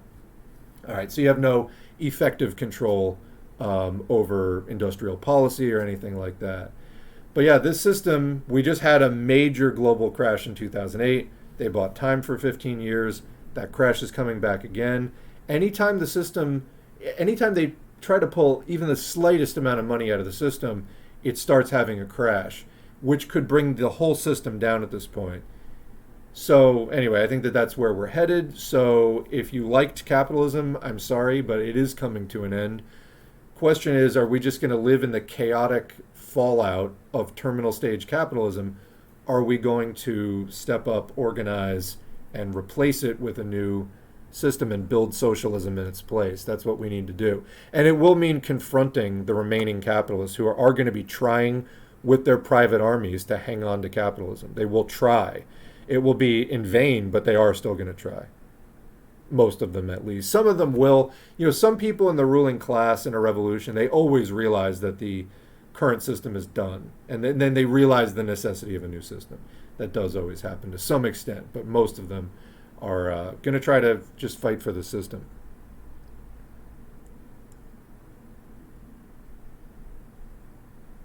All right, well, good. I'm glad to see that we do have somebody. Thanks, I'll check it out. I don't agree with communism, but good to see different views. Good, I'm glad to hear that sort of open-mindedness. And yeah, do check out the Principles of Communism. It sort of explains it, and if you're not familiar with these concepts, it might be eye-opening for you. There are a variety of reasons to get interested in communism or eventually become a communist. Opposition to exploitation of poor people, both within your country, but also the exploitation of many countries by Europe and North America. So yeah, there's the class contradiction within a country, and there's also imperialism. There's also the problem of climate catastrophe, which is mainly caused by consumerism and big corporations just prioritizing profits over the environment, also being anti-war and anti-fascist. Yeah, absolutely. So if capitalism could solve the climate crisis, it would solve the climate crisis. It cannot solve the climate crisis. So if you want to see a solution to the climate crisis, which is literally going to be required for human life to be sustained on Earth, we must end capitalism. It's that simple. Capitalism cannot deal with the climate crisis. I also love the audiobooks a lot. I think without your channel, I wouldn't have even gotten through like 1/20th of the books I've gotten through. Same. I mean, really recording them for the channel has led me to, actually accomplish a lot more reading start to finish than a lot of, than if I had just, been reading it offline. So, yeah. This is a live podcast. I'm behind the chat, but it is live. I like going through the chat comment by comment. I don't read every single comment, but I do like going through and actually responding to most of it. On 9/11, I asked my mom why they were so sad, but didn't care when far more have suffered and died in other events. It seems people only cared about USA lives, and many are still this way. Yeah, unfortunately, people in the United States growing up here are really taught a pretty strong form of U.S. exceptionalism, and are taught that only U.S. lives matter, and then, again, white supremacy within that. So kind of just mostly white U.S. lives matter. And yeah, there's a lot of that kind of thinking. Because all kinds of things happen in other places. 9/11, 3,000 people is kind of a lot. But I mean, it's so selective. I guess that's really the point I'm trying to make. It's so selective. Look at COVID. We had 3,000 people dying in a week. For like weeks on end last year. Did we drop everything and totally reshape society over that? Well, of course, we, the working class, would have, were we in power in socialism. But did the capitalists do that? I mean, they did that over 3,000 people on 9/11. They're willing to totally militarize society, create a police state, Department of Homeland Security, and invade country after country after country in the name of those 3,000 people. I think it's the death toll in Iraq is like 1.6 million people. I heard some people saying close to 2 million people. I know it was over 1 million years ago, the last time that I checked. Afghanistan, the U.S. was in there for 20 years and then took all their money afterwards. Libya, like it goes on and on and on and on. Syria, there's extensive problems there. What the U.S. realized is that it's not always the best thing to just flat out invade like they did in Afghanistan and Iraq. Sometimes other methods of destabilization, like, creating fundamentalist jihadis and then sending them into countries to destabilize them, well, that's worked in other places. And it's also what's going on in West Africa now, where jihadis were never an issue before. And then the U.S. starts its war on terror, and boom, Al-Qaeda starts popping up all over the place. So anyway, yeah, the U.S. is willing to do that in the name of 3,000 people. It had nothing to do with those people. It had to do with Project for a New American Century, writing in 1998, the Rebuilding America's Defenses. We should read that in the next stream. Actually, you know what? I was going to read that. It's kind of long. That's why I didn't. But the Rebuilding America's Defenses white paper by the think tank Project for the New American Century that became essentially the Bush administration.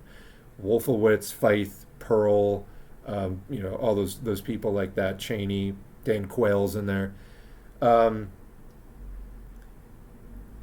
They said in there that we need to remilitarize society.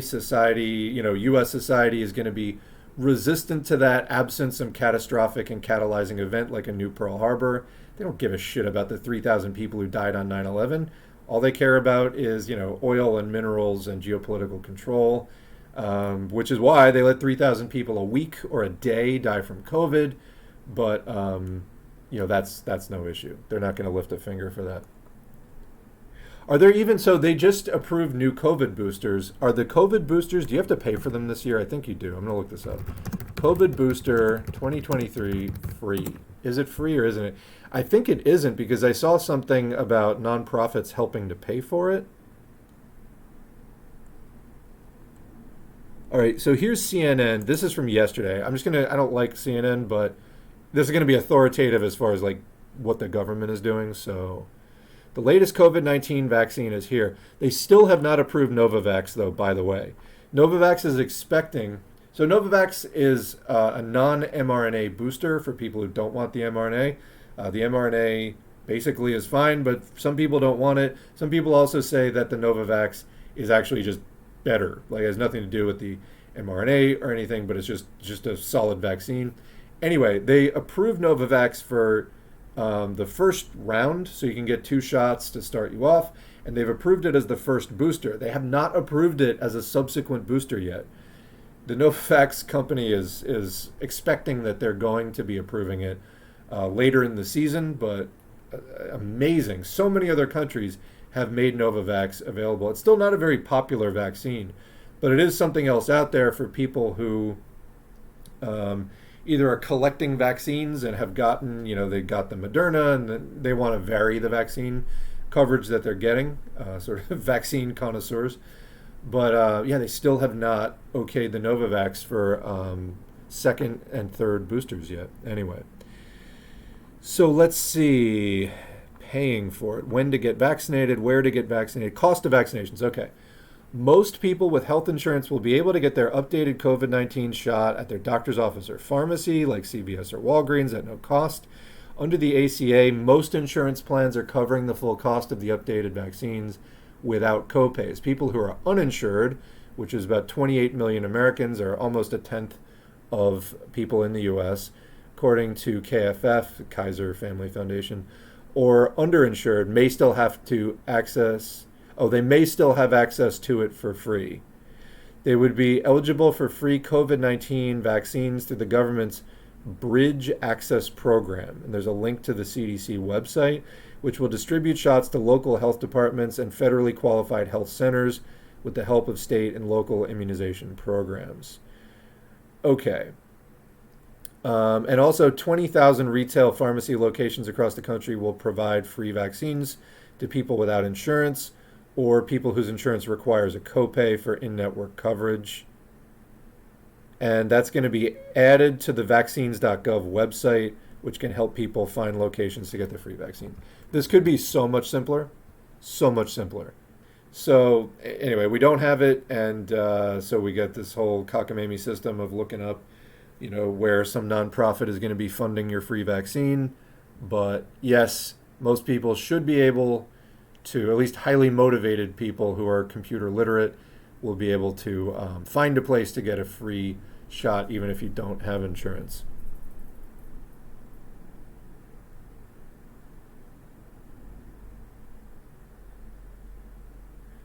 So talking about caring about things in one country but not another also works the other way around. For example, Chinese people have recently been hyper-focused on Japan dumping nuclear wastewater from Fukushima into the ocean because the Chinese media covers it so much. Yeah, I have seen that. There was like a lot of pressure on Japan to not release that water into the ocean. Yeah, and it's not that the nuclear water is good, it isn't, but just there's many other environmental catastrophes. I mean, this is the thing, even with climate change is devastating and can potentially make the entire Earth uninhabitable. I just want to remind people it's not the only kind of pollution going on either. There's dioxins, there's all kinds of stuff. There's the PFASs, we covered that in a real early stream, the so-called forever chemicals that are now detected in rainwater everywhere on Earth. So they're just in the water supply. You can't really get it out of the water. And I think they can, with enough exposure, cause like birth defects and anyway, health problems. So yeah, we're living on an increasingly polluted Earth, and radical action is going to be needed to rein that in. You can't just produce, no plan, willy-nilly, speculatively using the cheapest materials and styrofoam and everything else for 7 billion people and not expect there to be consequences. We're drowning in plastic garbage. It's lining the bottom of the ocean. There's people may have heard of the Great Garbage Patch out in the Pacific, for example. There's other garbage patches of doldrums where there's not strong currents, where all of this photodegraded, broken down by light, microscopic, tiny pieces of plastic tend to accumulate because it's portions of the ocean that other currents feed into, and then there's not really currents feeding out. So it just collects in this like giant raft of microplastic. And then some of it gets eaten by, aquatic wildlife, birds or fish or whatever, and it can get, lodged in their digestive system and kill them. It's also, there's like plastic sediment lining the bottom of the ocean now. So this is sort of, and plastic, of course, is a fossil fuel product. And we need a completely different system here going, or we're going to kill ourselves with pollution in one way or another.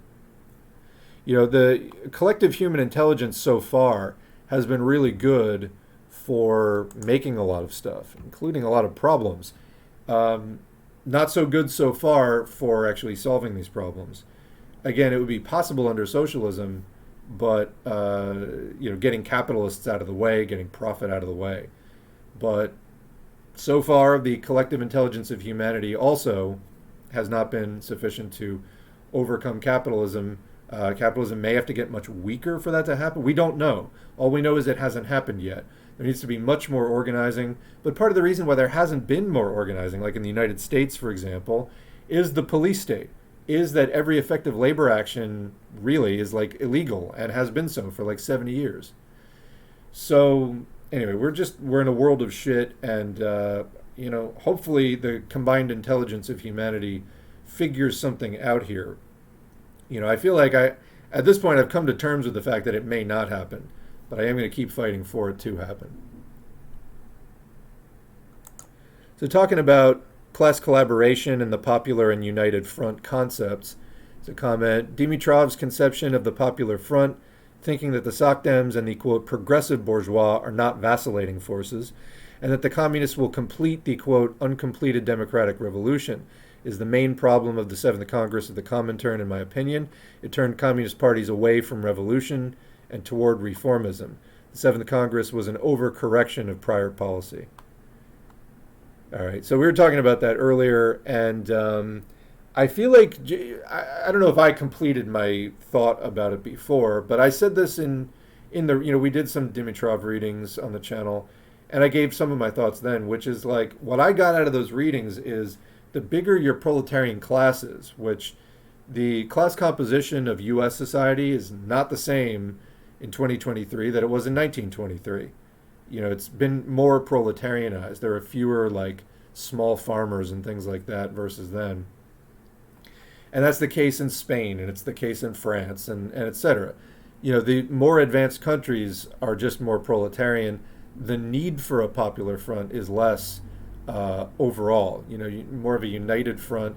But even within the popular front strategy, the united front is still the core. You need all of the proletarian organizations united, and then you can maybe expand out from that point of unity into a popular front. But not even completing the united front.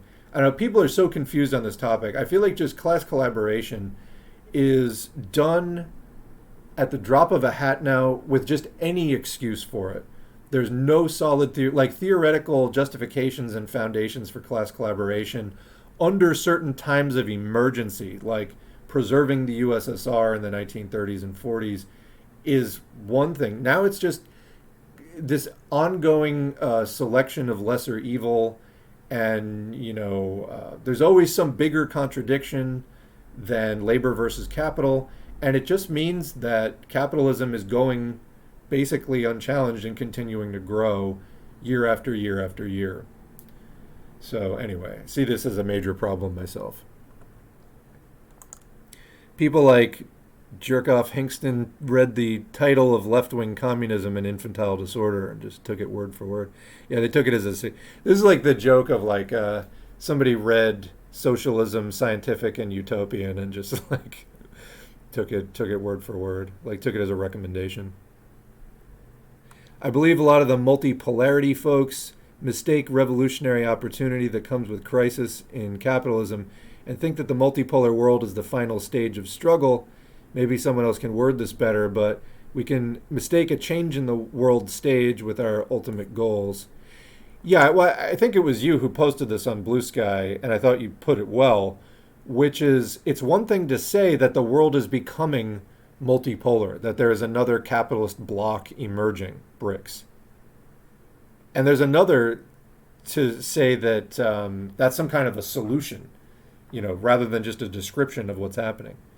I think that was putting it well. I keep seeing the SocDems post and say that billionaires are a policy error.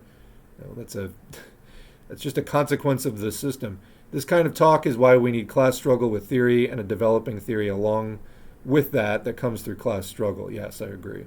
And that is where I'm coming from when I'm saying like we need to get various forms of boots on the ground struggle going again, labor unions, tenant unions, and other kinds of fights. Many places have ballot measures where either for the state or for a city, there can be various referenda and propositions put on the ballot for direct vote. That's another place that you can get some actually real progress. Number of places have increased minimum wage through that, and other kinds of progressive, civil rights measures. So there's all kinds of fights, and you really see who's on what side in that. Yeah.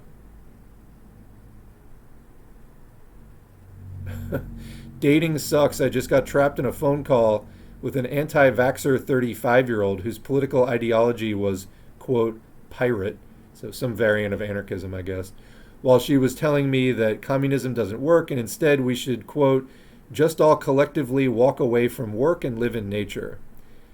How do you have a convo with that person? I would hand her that feral individualism that we read a while ago. We should all just walk away from work and live in nature. All right. And then, where does the entire basis of your like mass manufactured life collapses at that point. Like all these things you obviously take for granted, communication technology, transportation technology, your mass-produced clothing, your mass-produced food, hot running water, the pipes that carry your hot running water, etc. I mean, just the list is endless. Yeah, we should all just walk away from work and live in nature. Nope. So that person's like an Anprim with like libertarian striping. That's bad. How do you have a conversation with that person? I don't know. I mean, I would probably ask something like, so how did you come about these thoughts? Like when did you develop that line of thinking?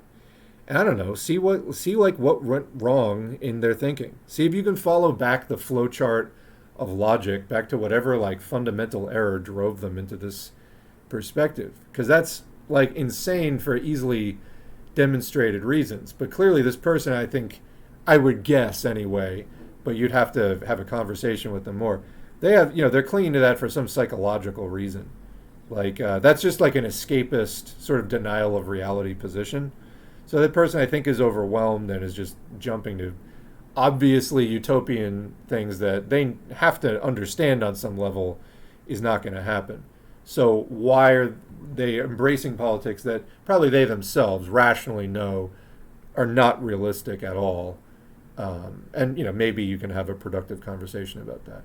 But again, it's more listening and question asking than talking. No, that's fine.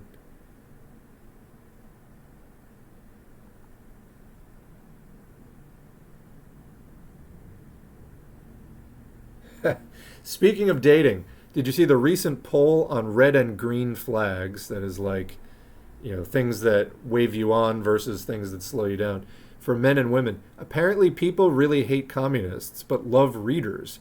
You would think this is a contradiction until you realize most communists, quote unquote, in the U.S. are dungists. So, yeah, and other like Nazballs. And we will fix this eventually, but there's a lot to overcome, for sure. And yeah, I don't think we need parties like PSL making more dengists. I don't think that's a good thing. Oh yeah, no, I think somebody's mentioned Kite's Journal before. I'll open this link again, but no, I have not had time to read that. Greetings from Brazil, comrades. Is there a CPUSA, and how important is it to the workers' movement? There is a CPUSA.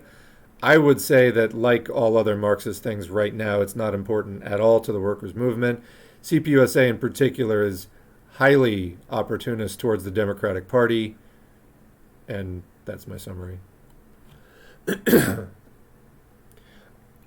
kind of standing thing about CPUSA, I hear comments from a lot of people that say, I like my local, I've met a lot of good comrades through it, but the national policy of the party is for shit. And, there's a question of like whether a party like that is ever going to do anything.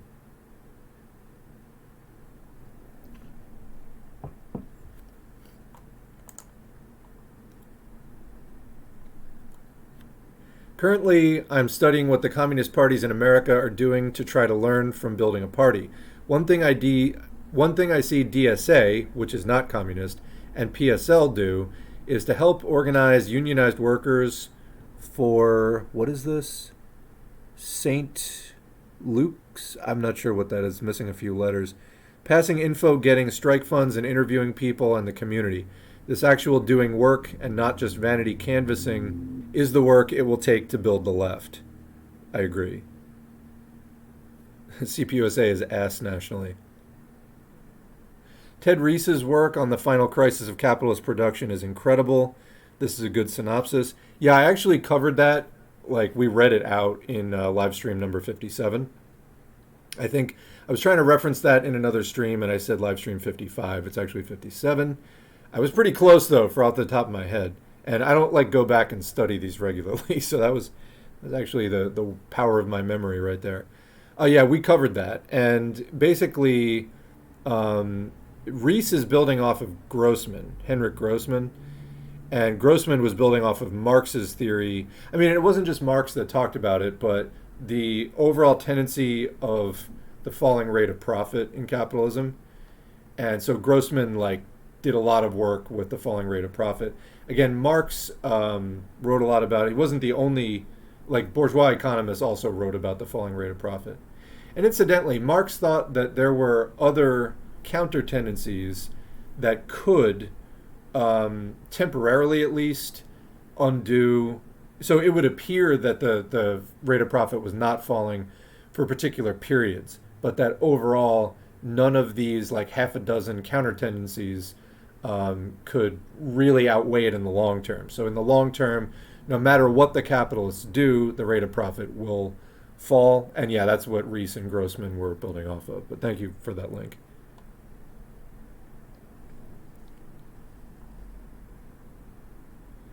Prolacult also has videos discussing more facts in detail about the tendency of capitalism to destroy itself over time. We Demand Tomorrow, Decay, and a Dying Culture. Yeah, they make really great videos. I've linked to them off of the channels tab at the Socialism for All YouTube. Yes, CPUSA is legal. Here in Brazil, we live in a reactionary political moment. There are congressmen trying to pass laws banning communist parties. We are getting to that point in the USA with the Republican Party. But really, when the Republicans say communists or socialists, they mean the Democrats, which are not either of those things. So, yeah, I don't know. We actually just did cover in the last stream, which, again, I'll be posting, tomorrow or the next day, 106. There's a big RICO indictment. So that's a racketeering influence, corrupt organization, RICO. That's a thing that used to be used against the mafia. They're using it against anarchists who are protesting the construction of a large police training facility. So that's how things are going in the U.S. right now. No, it's still legal to be in a communist party in the United States, but yeah, there are some various obscure laws against it. And again, we're also living through a very reactionary moment. And again, all of these fucking Jackson Hinkle and Infracell and Caleb Muppet and all the other Nazballs and fascists that are pretending to be communist, they are doing the actual left no favors by, it's like the communism that will survive will be basically fascist. Any actual communism will be outlawed. So, the Republicans are trying to outlaw wokeness, which is sort of a catch-all for, anything left-leaning right now. Right now, the communist movement in the U.S. is not significant enough to require being singled out, but potentially could be in future years. I mean, people have to remember McCarthyism. They really drove all the radicals out of any kind of position of public influence, not even just public power, but, you were a volunteer on your local school board or board of the library. Yeah, you were no longer able, once they smeared you as a communist, you're no longer able to show your face in public. So that was in the late 40s into the 50s. Actually, we have a video that I linked a while back on the community tab, movie starring Robert De Niro and I think Annette Bening, and the name of it was Guilty by Association, I think. I only posted it about a month ago if you want to scroll down.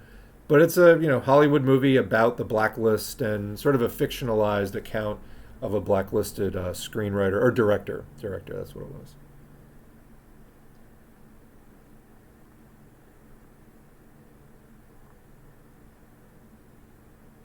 Yeah, who would have thought that cannibalizing everything as demanded by neoliberalism would have caused this much destruction? Last stream, I mentioned that there should be a strong communist presence at the next StopCopCity Week of Action and Solidarity.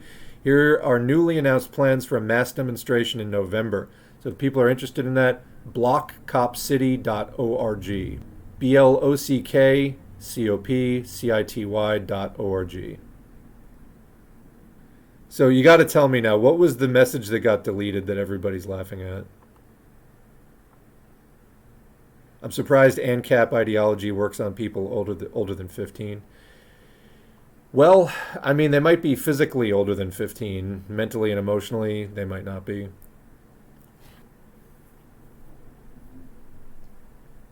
I mean, most of the people who get into quote, anarcho-capitalism, which is basically just capitalism with minimal regulations or anything, which is pretty much what we already have with neoliberalism now. If you actually get to know these people, they do not have very well-rounded views on life. They tend to have no social intelligence at all. I think part of the whole, these 35-year-old libertarians going after teenage girls, they're probably mentally teenage themselves. There's a real lack of maturity and development there. I'm not saying it's right, it isn't, but it's these guys, I think, are just completely malformed in so many ways that, I mean, they would benefit from therapy. I think these people probably could be saved to a certain extent, and are deeply, deeply immature. There's other things going on there as well, but yeah, as far as just since age was mentioned, I think mentally they probably aren't older than 15. Because their just development is arrested. All right, whoever it is posting, that guy's proof of the ANCAP to fascist pipeline. I mean, anarcho-capitalism is very thinly veiled fascism because people think of fascism as oh, the government's so big and they censored me. These are the sort of debased notions floating around about what fascism is. The main feature of fascism is extreme inequality. The police state is secondary, and it's really just there as a consequence, as a policy consequence of the inequality, which the people in charge of the system don't want to treat at a fundamental level. I was just watching something last night. I think it was on like Reuters, and it was there's a report out of Ecuador, I think. And wow, huge surprise, press conference was held that crime and some other social problem that they were talking about was linked to poverty. Wow, who knew? This stuff has been known for centuries now. There's just not the political will to do anything about it. And, that's what fascism is about. It's about just leaning into the capitalism with all of the negative consequences of that, and then just building up a gigantic repressive police apparatus to just keep it in place, and not even try to treat any of the social problems that it is causing. So anarcho-capitalism is very much part of that pipeline, because it's just like, cut everything to the bone, no regulations, no workers' rights, just have this free-for-all. Okay, well then you're talking about class struggle just in the raw, where the capitalists have all of their resources and workers just have people, basically, and, just go at it. Well, the libertarians are obviously on the side of capital, because it's all about having liberty for capital. That's when they say liberty, we have to put that in the context of class society. Who actually has power right now? Capitalists. So the libertarians just whinge endlessly that capital doesn't have enough power, even though it's already in power. And a lot of times this gets really vocal support from the petty bourgeoisie, who lack class consciousness. Why? Because they're smaller business people, maybe they're real estate investors, something like that, where they've got a moderate amount of money. They're not stable yet. Maybe they even have a day job, but they're trying to get into investing like full time. They don't really understand, class struggle, not like the big bourgeoisie who are class conscious and so on. And they don't realize that all of the rights of private property and the police that they have are because they own capital, not like despite it. And things are sort of upside down and backwards in their minds. They think that the government is oppressing them. The government is enabling them. It's like the basis of all of the exploitation that they're able to do. Without it, they wouldn't be able to do that exploitation. And so these are deeply, deeply confused people who play into the hands of the big bourgeoisie, who are all too happy to have these people around arguing for fewer regulations and all this other stuff. And then they'll go out there and, dump $600,000 of dark money into whatever group that is petty bourgeois and deeply reactionary. And they're like, yeah, us too. We're the little guy. It's like, you just gave these people $10 million. You're not the little guy. But this is how it works with the libertarians and all of this far right stuff. The Tea Party that claims to be, MAGA, that claims to be against the system and against the establishment. It's funded by the richest people in the fucking country, and the richest people in the world. And why? Just to move deeper into neoliberalism, to cut more regulations, to do more privatization, etc. So these like non-class conscious petty bourgeois dupes become some of the berserkers and shock troops of that movement as a kind of pseudo-popular movement. It's not the vast masses of the people, but it is the petty bourgeoisie and some of the more deluded and backward masses wind up supporting that. They're like, they're oppressing us. And it's just, anyway, it's kind of mind-blowing. This is one of the reasons people, I think, rightly compared libertarians to house cats. Nothing against house cats. I'll be that person that's like, this is deeply offensive to house cats. But in other words, having a sort of sheltered and privileged perspective, not realizing that, most of your comfort comes from the thing that you may not necessarily appreciate for what it is. So anyway, yeah, libertarians definitely fit that. The thought of anyone being a monarchist in the 21st century makes my brain break. How are these people real? Yeah, I mean, I think that there are many personal reasons for this too. Like, why do these men in the far right in particular do what they do? I mean, like, Infracell came out of the manosphere and starts doing this sort of communist-flavored fascist stuff. And it's definitely misogynist. And it comes out of these, like, crises of masculinity and the insecurity. A lot of intertwined, personal cultural factors there. And yeah, being terminally online definitely can do it too. being grounded in a halfway satisfactory real life is a good barrier against being a monarchist and actually thinking through the consequences of your political beliefs. I think it's not a huge coincidence that a lot of these very far right young men, in particular in their 20s, are girlfriendless NEETs. It's men who are, well, NEET stands for not in education, employment, or training. Or I think I flipped the employment and education thing. And they don't have a relationship, and they're just sort of out there, like they don't fit in society anywhere. And so everything to them is this huge abstraction. And, their life sucks. They're unhappy. Okay. And they start turning to this community, which takes them in. I mean, the community actually just wants to use them for the big bourgeoisie and to oppress other people and to curtail civil rights. But they don't see that. What they do see is they're blinded by having no friends, not having a relationship, not having a job, or if they have a job, it's like, terrible and, part-time and insecure and all the things that are true of jobs in neoliberalism. They're not plugged in, and they're very, very vulnerable. And they're told that they're all tough and, you're macho and this and that. So they tend to overestimate their psychological toughness, and they tend to underestimate their loneliness and vulnerability. There's really a lot going on there. I did a video about the sort of incel movement, which the incel is like when that gets weaponized and becomes really like sort of personality disorder level, like narcissism, and can incorporate violent ideology. It's where you start getting into real fascism. But I mean, the basic principles apply. It's just sort of along a gradient. But yeah, we do have a video up there about that. And it was a part of a response video with Infracell.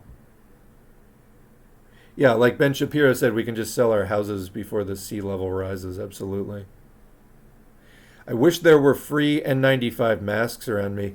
I went to reorder masks the other day. One of my favorite masks, I couldn't find it anywhere. So I got to find a new favorite mask. Some of them just, I don't know, even some of the recommended masks, that tend to be the most popular and the most comfortable, they just don't fit me. It's a very sort of personal thing with your face shape. Some of them for me just don't fit. I have a couple of different kinds that I do like. I also have a P100 for heavy duty situations. I don't like to wear that unless I really have to. But yeah, there you go. Styrofoam housing. Beat global warming. Get styrofoam housing. Quote unquote green capitalists will just market products as environmentally good because they remove 1/20th of the bad parts of it, be that CO2, plastic, deforestation, or whatever. Yeah, it's not a real fundamental solution. Ben Shapiro said if it's hot outside, like from climate change, just turn on your AC. Too bad my AC is busted. Too bad AC runs on electricity, which, unless you got solar set up, which should be, I think in a socialist system in the United States, this would be an emergency national mobilization. We wouldn't be on fossil fuel anymore, and there would be just solar and wind everywhere, things that are not going to be causing climate crisis. We just had, there's some weather YouTubers I like to follow. There was a heat dome. I'm not a meteorologist, but I learned what a heat dome is, over the entire middle of the United States, which was this insane pressure system that was just keeping things baking for weeks and weeks and weeks on end across the entire middle and south of the country. No other weather systems could penetrate it. It was just very high pressure and extremely high temperatures, and it just sat there forever.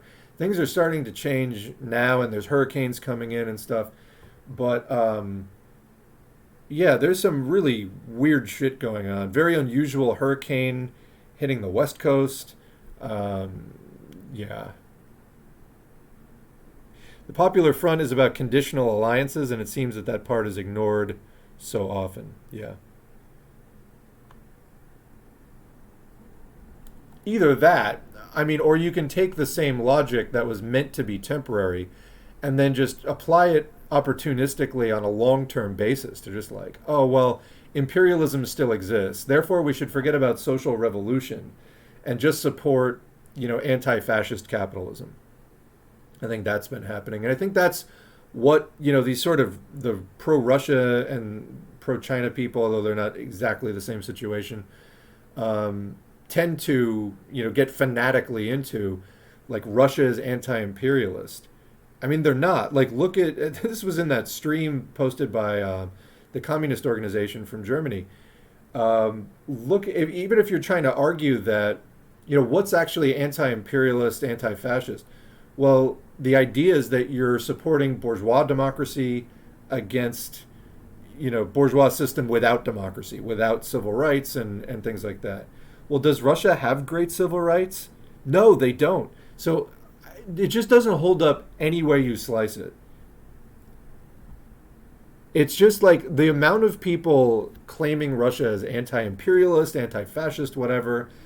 It's just, I'm sure a lot of them are sort of paid trolls, but it's like utter lack of critical thinking for the ones that aren't.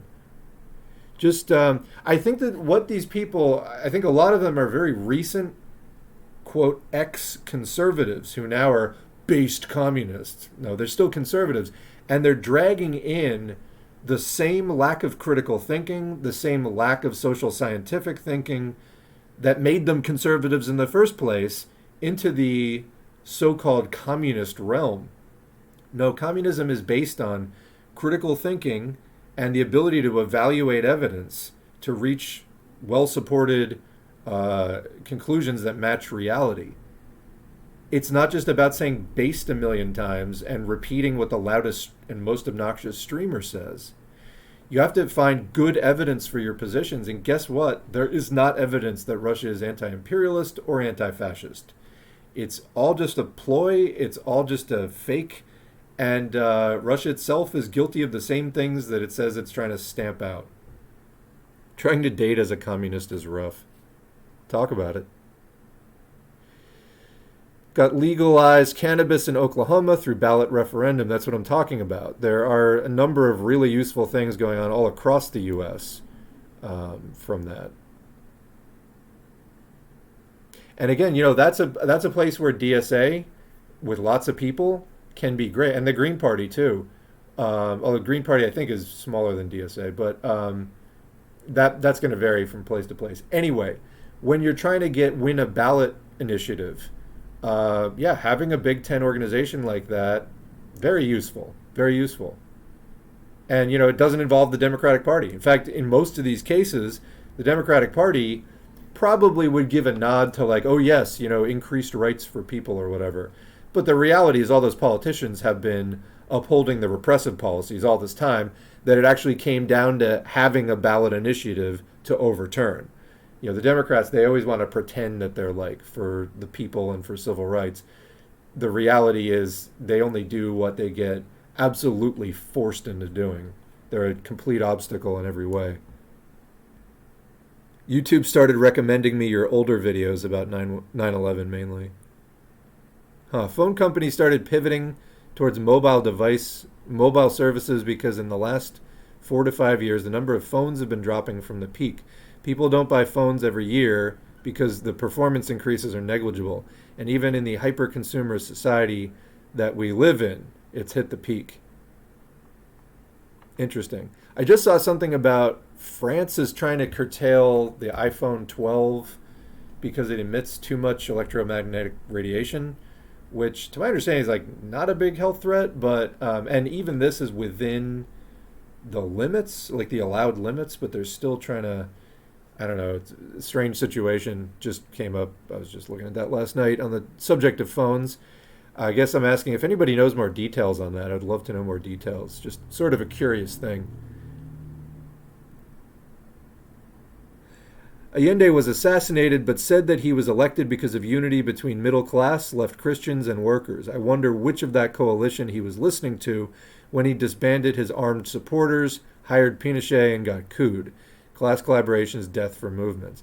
And again, my sort of point is the more your society is proletarian, which is the case as capitalism rolls along, it doesn't go backwards, the less you need class collaboration, because your proletariat is already 90% of the population. The hell are you waiting for? To me, it seems we need the radical parties of the Black Panther type and mass actions of the 30s. I think we need something like the old IWW in particular. I know Maduro is not that radical, but damn, after the coup, he had such a good chance to increase the power of councils and move toward liquidating the bourgeoisie. I mean, was he going to do that, though? Oh, okay. So the guy was saying, the ANCAP was saying communism doesn't work, and then ended it by saying, quote, we need a little fascism. I mean, capitalism does need fascism to maintain itself in the face of rising workers' movements. I mean, he's not wrong. He's just on the wrong side. Yeah, I mean, on the subject of Maduro, look at the Venezuelan Communist Party, which I understand is not a big fan. And yeah, speaking of Maduro not being that radical, I think there's some good examples of that. Yeah, especially after the bourgeoisie got caught hoarding food to create artificial scarcity. Yeah, absolutely. I'm not all the way up on Venezuelan politics, and that situation has confused me as far as like why they have let that drag on and why they've let the bourgeoisie create such suffering.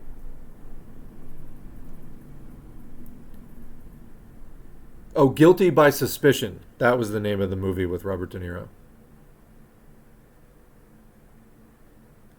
I feel anarchism is more popular than communism in the US left because communism is so decolonized and wrongly labeled a white thing when in reality the majority of American communist radicals are not white and mostly black.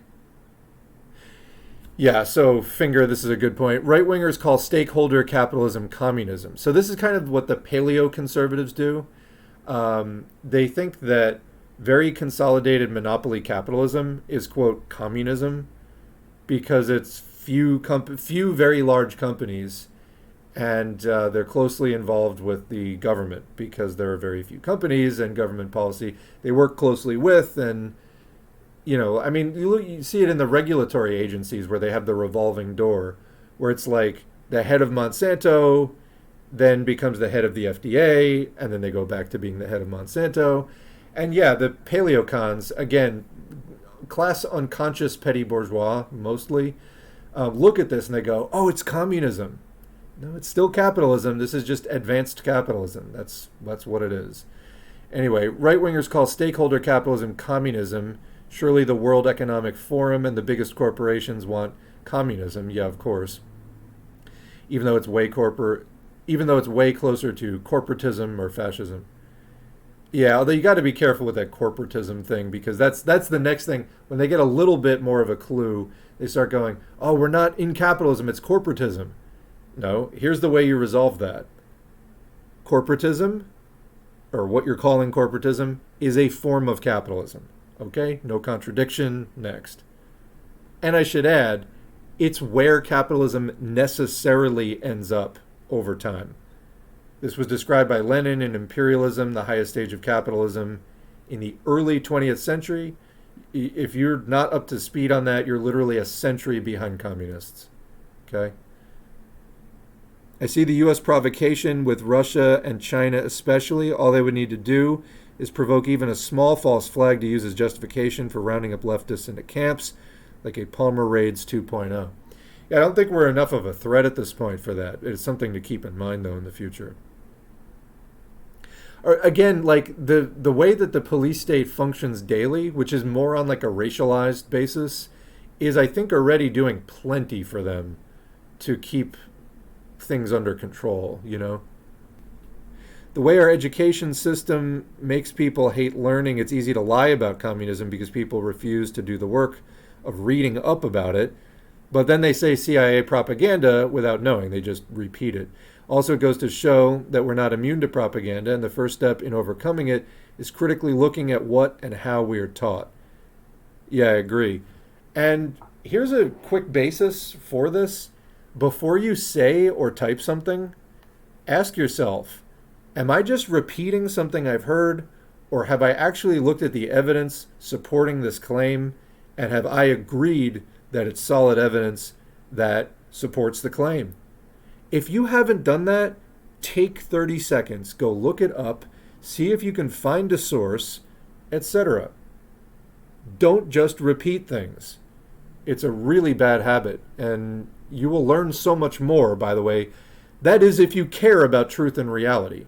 Plenty of people don't seem to care, but if you care about truth and reality, which if you're claiming to be a scientific socialist, science is about the pursuit of accurate knowledge. If you care about truth, if you care about accuracy, then you got to do this. And if you don't ever call yourself a Marxist, because it's scientific social science, not just making things up. That's not science. Question: I was reading a Stalin-era 300-page Soviet college-level textbook on the Marxist philosophy. Earlier, I reached a part of the book that was criticizing Giovanni Gentile, the philosopher of Italian fascism, and the author of the book called him a neo-Hegelian. Could you elaborate on that for a dumbass like me? I don't know the specific criticism, but Hegelianism was idealism. Like, Marx and Engels liked Hegel for the dialectics, but they felt that dialectics, if taken to their logical conclusion, really needed to be materialist. So this is in Engels' work, Ludwig Feuerbach and the End of Classical German Philosophy.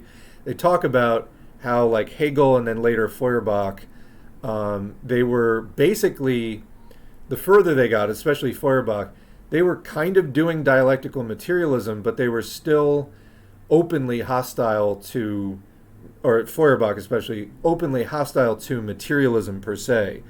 There's a quote in it that Feuerbach said, if I start at the beginning, then I'll tell you I'm an idealist, but if I start at the back and work backward from my work, then it's clear I'm a materialist. But he didn't want to admit materialism, basically.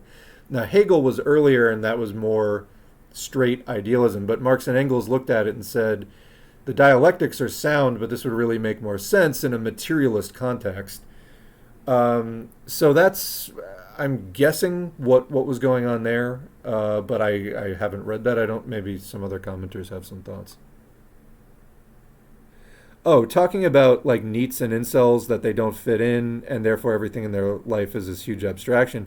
I have not heard this type of analysis. Where can I read about this? I mean, you can find publications about, like, critical of the incel movement. There's a thing at Berkeley called the Center for Right-Wing Studies. I think that they publish stuff about it. But I mean, it's just sort of like from my own experience too. I've known people like this. Back in the day when I was like doing more stuff out there, like running into libertarians. I remember like the libertarian, guys that I met. It was just like this sort of stereotype to a T. People who, never had a relationship, don't have a job, or like they have like a shitty part-time job sometimes. They're not in school, like they're not going anywhere in their life. They don't belong to anything. They're completely just unmoored socially. And so nothing is like real to them. It's just a consequence of that. So, I knew a guy who was like working at Best Buy and talking about libertarian politics and like getting rid of the minimum wage. And I'm like, what do you think Best Buy would be paying you if there was no minimum wage? But it was just lost on him. Like he just, he was totally ungrounded and had no sense. I think that's why when you see some of these people like get into a relationship, they lose interest in some of this stuff. Not all of them, but that's not uncommon, because they're like, yeah, I was just like a lonely dumbass. And they got kind of polluted by the incel movement that is out there to try to turn these people into fascist terrorists, basically. Like that guy, some years ago that did that van attack in Toronto. There's online forums, where the fascists are trying to take lonely, what did they call it? Love shy. That's what it used to be called. And that was a much more non-malevolent thing. It was benign. Just love shy people who had difficulty with relationships or whatever, and they were lonely, and they were talking to other people about it. And then the incels came in and they started like trying to radicalize people and turn them into terrorists. And it got a lot more toxic at that point. So anyway, yeah. I forget where I was reading all this. I feel like it wasn't a documentary, but maybe it was. But anyway. I'm under tropical storm warning this weekend. We are squarely in hurricane season now, yeah. North Texas here was over 100 degrees Fahrenheit almost every day all summer. So Democracy Now! Had on a guest that was writing about climate change, had a book called The Heat Will Kill You First. Like, there's a lot of problems of climate emergency, like disrupting weather patterns and ocean currents and acidifying the ocean, and warmer water doesn't hold oxygen as well. So deoxygenation of the water, killing fish. We saw that there was a mass killing of fish that washed up on a beach. Again, I think in Texas. But it was like the water, and in Florida, the water was like 100 degrees. And just, it doesn't hold oxygen, and the fish and other aquatic life suffocates that needs the oxygen. So there's all kinds of things. But then in addition to all of that sort of, biosphere disruptive stuff, being hot for too long will kill you. And anyway, that was the name of the guy's book, was just The Heat Will Kill You First. There's all this other shit happening too, though. From my early attempts to organize, it seems in the USA, we will need to get some wins, however small, to increase the revolutionary optimism and raise our actions. Okay, here's the book that I was referencing earlier, and the criticism of Gentile is at near the bottom of page 113. You know what? I can actually probably look at this. We are at the end of the chat, by the way. We've caught up with the chat. We'll be ending the stream very soon. Let me take a look at this reference. Hegel, in opposition to Kant, held that it is impossible to attribute contradiction to the subject alone. He insisted on the necessity of disclosing the contradictions in the very process of actuality, which was understood by him idealistically. Because in the strife of opposites, he saw the root, the basis of every self-movement. But having set up this basic law of development, the idealist Hegel inevitably distorted and limited it. He held that the movement of the objective world is a form of movement of absolute spirit. So idealism is basically like everything in the material world is caused by the spiritual world, basically, or a non-material world, and subordinated the development of objective processes to a system of categories made up in his own head. Thus, at every step, he betrayed the law he himself had set up. Being a bourgeois idealist and a German Philistine, he declared that in the idea, capital I, i.e. in the highest stage of development, contradictions are reconciled, a stoppage of development takes place. After depicting the movement of society as the development of the world's spirit through contradictions, he declared that in the Prussian monarchy, the highest incarnation of the state idea, social contradictions were reconciled. Thus, Hegel subordinated the revolutionary law of a struggle of opposites to the bourgeois theory of their reconciliation. So struggle is the revolutionary law, reconciliation is the bourgeois hanging on to power theory, anti-revolutionary theory. Modern neo-Hegelians like Bradley and Gentile, the philosopher of fascism, act as did the reactionaries of Hegel's day. They seize on the reactionary side of the Hegelian philosophy and develop a theory of reconciliation of opposites.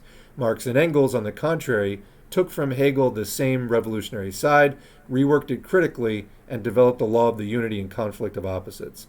Lenin wrote, quote, "Consider such expressions as movement and self-movement, meaning spontaneous, internally necessary movement, change, movement and vitality, the principle of every self-movement, movement and action, in contrast to dead existence. And who will believe that these represent the very core of Hegel's frozen absolutism, as it has been called?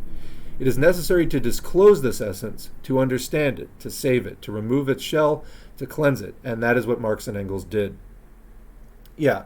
So, and again, Engels wrote about this a fair amount, the sort of struggle of opposites versus the reconciliation of opposites. But basically, what is a fascist? It's somebody who's trying to hang on to capitalism and defend the status quo. So they're not going to take a revolutionary...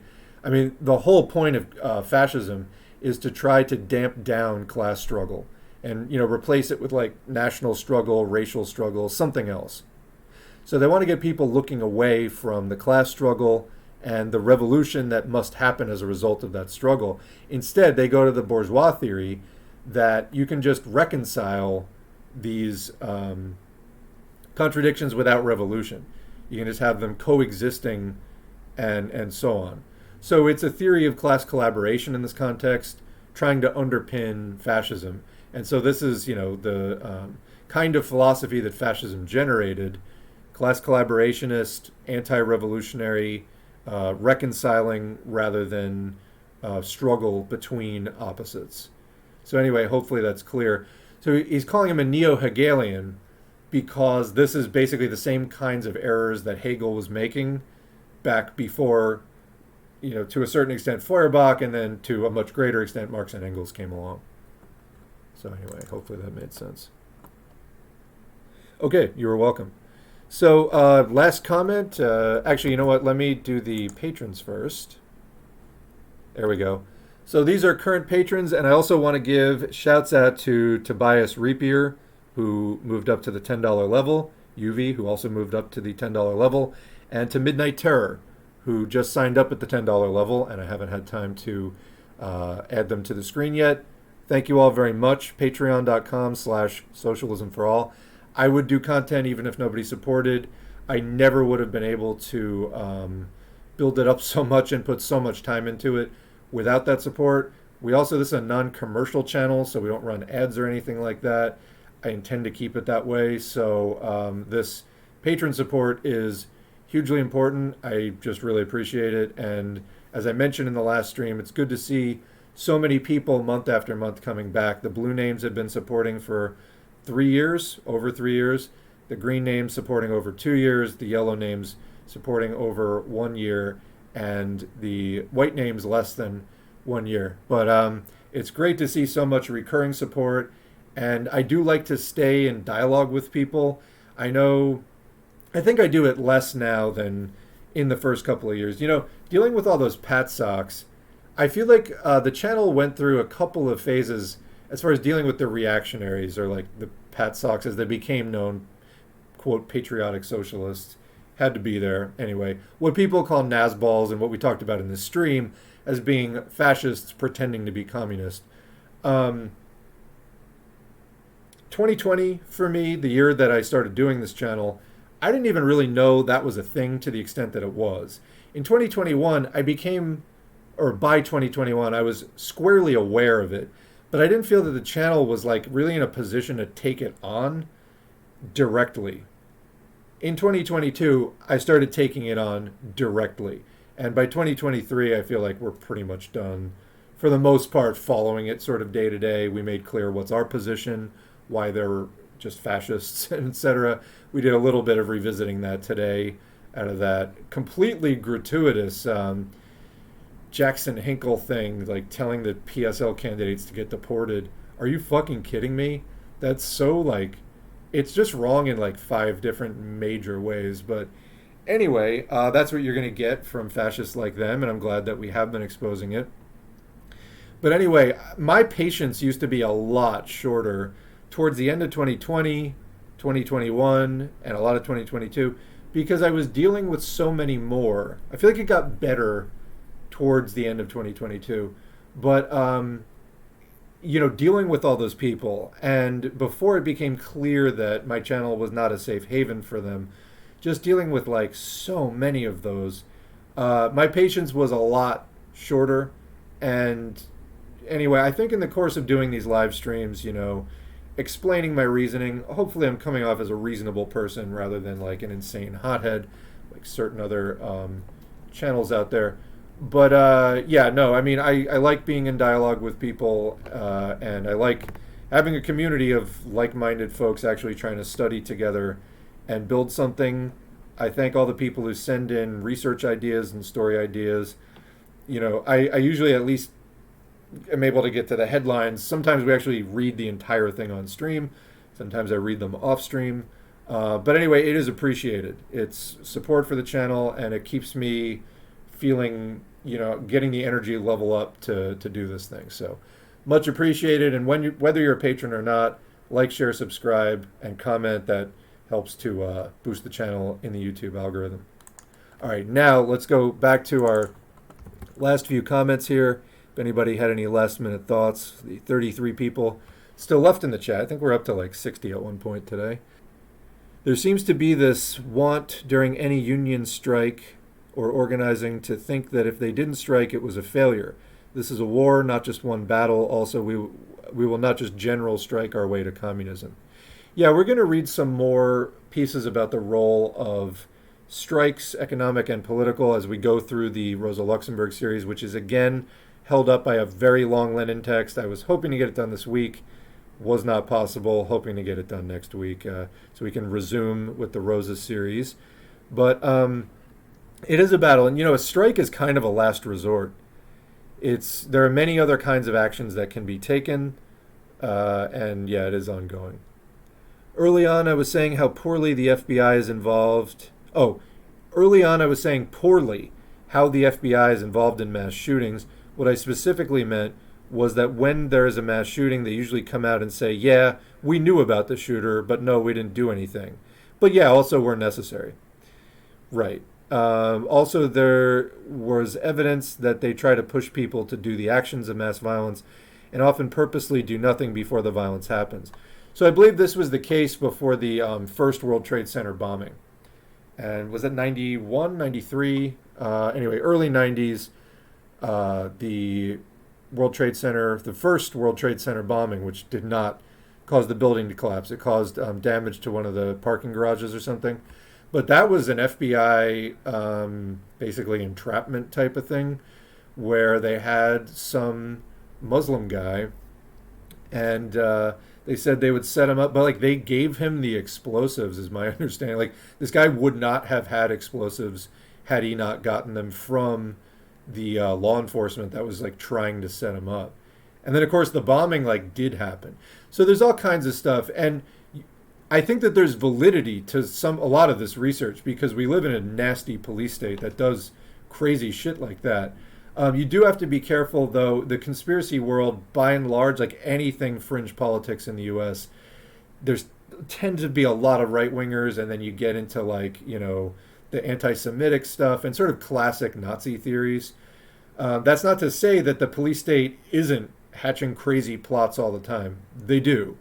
But you have to be really careful about the sort of political interest that you rub elbows with if you get into that research. All right, I think that is going to be it for today. I want to thank everybody for their contributions to the chat, and that includes people who sent stuff in ahead of time as well, helping to keep me informed. I apologize that I wasn't able to upload as much stuff this week. That said, I think we did have a good stream uploaded Saturday, and then that other thing that I uploaded, I think, Sunday. So it's not like we've been completely lacking in content this week, and we will upload, I'll call this 107, yeah. And we'll upload 106 and 107 in the next couple of days. I'm going to try to get back to the audiobooks next week. I have found, as I'm walking this tightrope of doing more streaming again, it is getting in the way of the audiobooks, definitely. It's a lot of work to sort of pull articles and, mentally rehearse, get it together, edit it, and all that, the life cycle of a stream. Cutting Twitter out has saved me maybe 50%, maybe more of the time, but I am having less energy for audiobooks. So I'll have to figure that out. That said, I'm much less stressed than I was when I was trying to run my information campaign through Twitter. All right, thanks again, everybody, and we will see you in the next video or wherever the hell else we see you.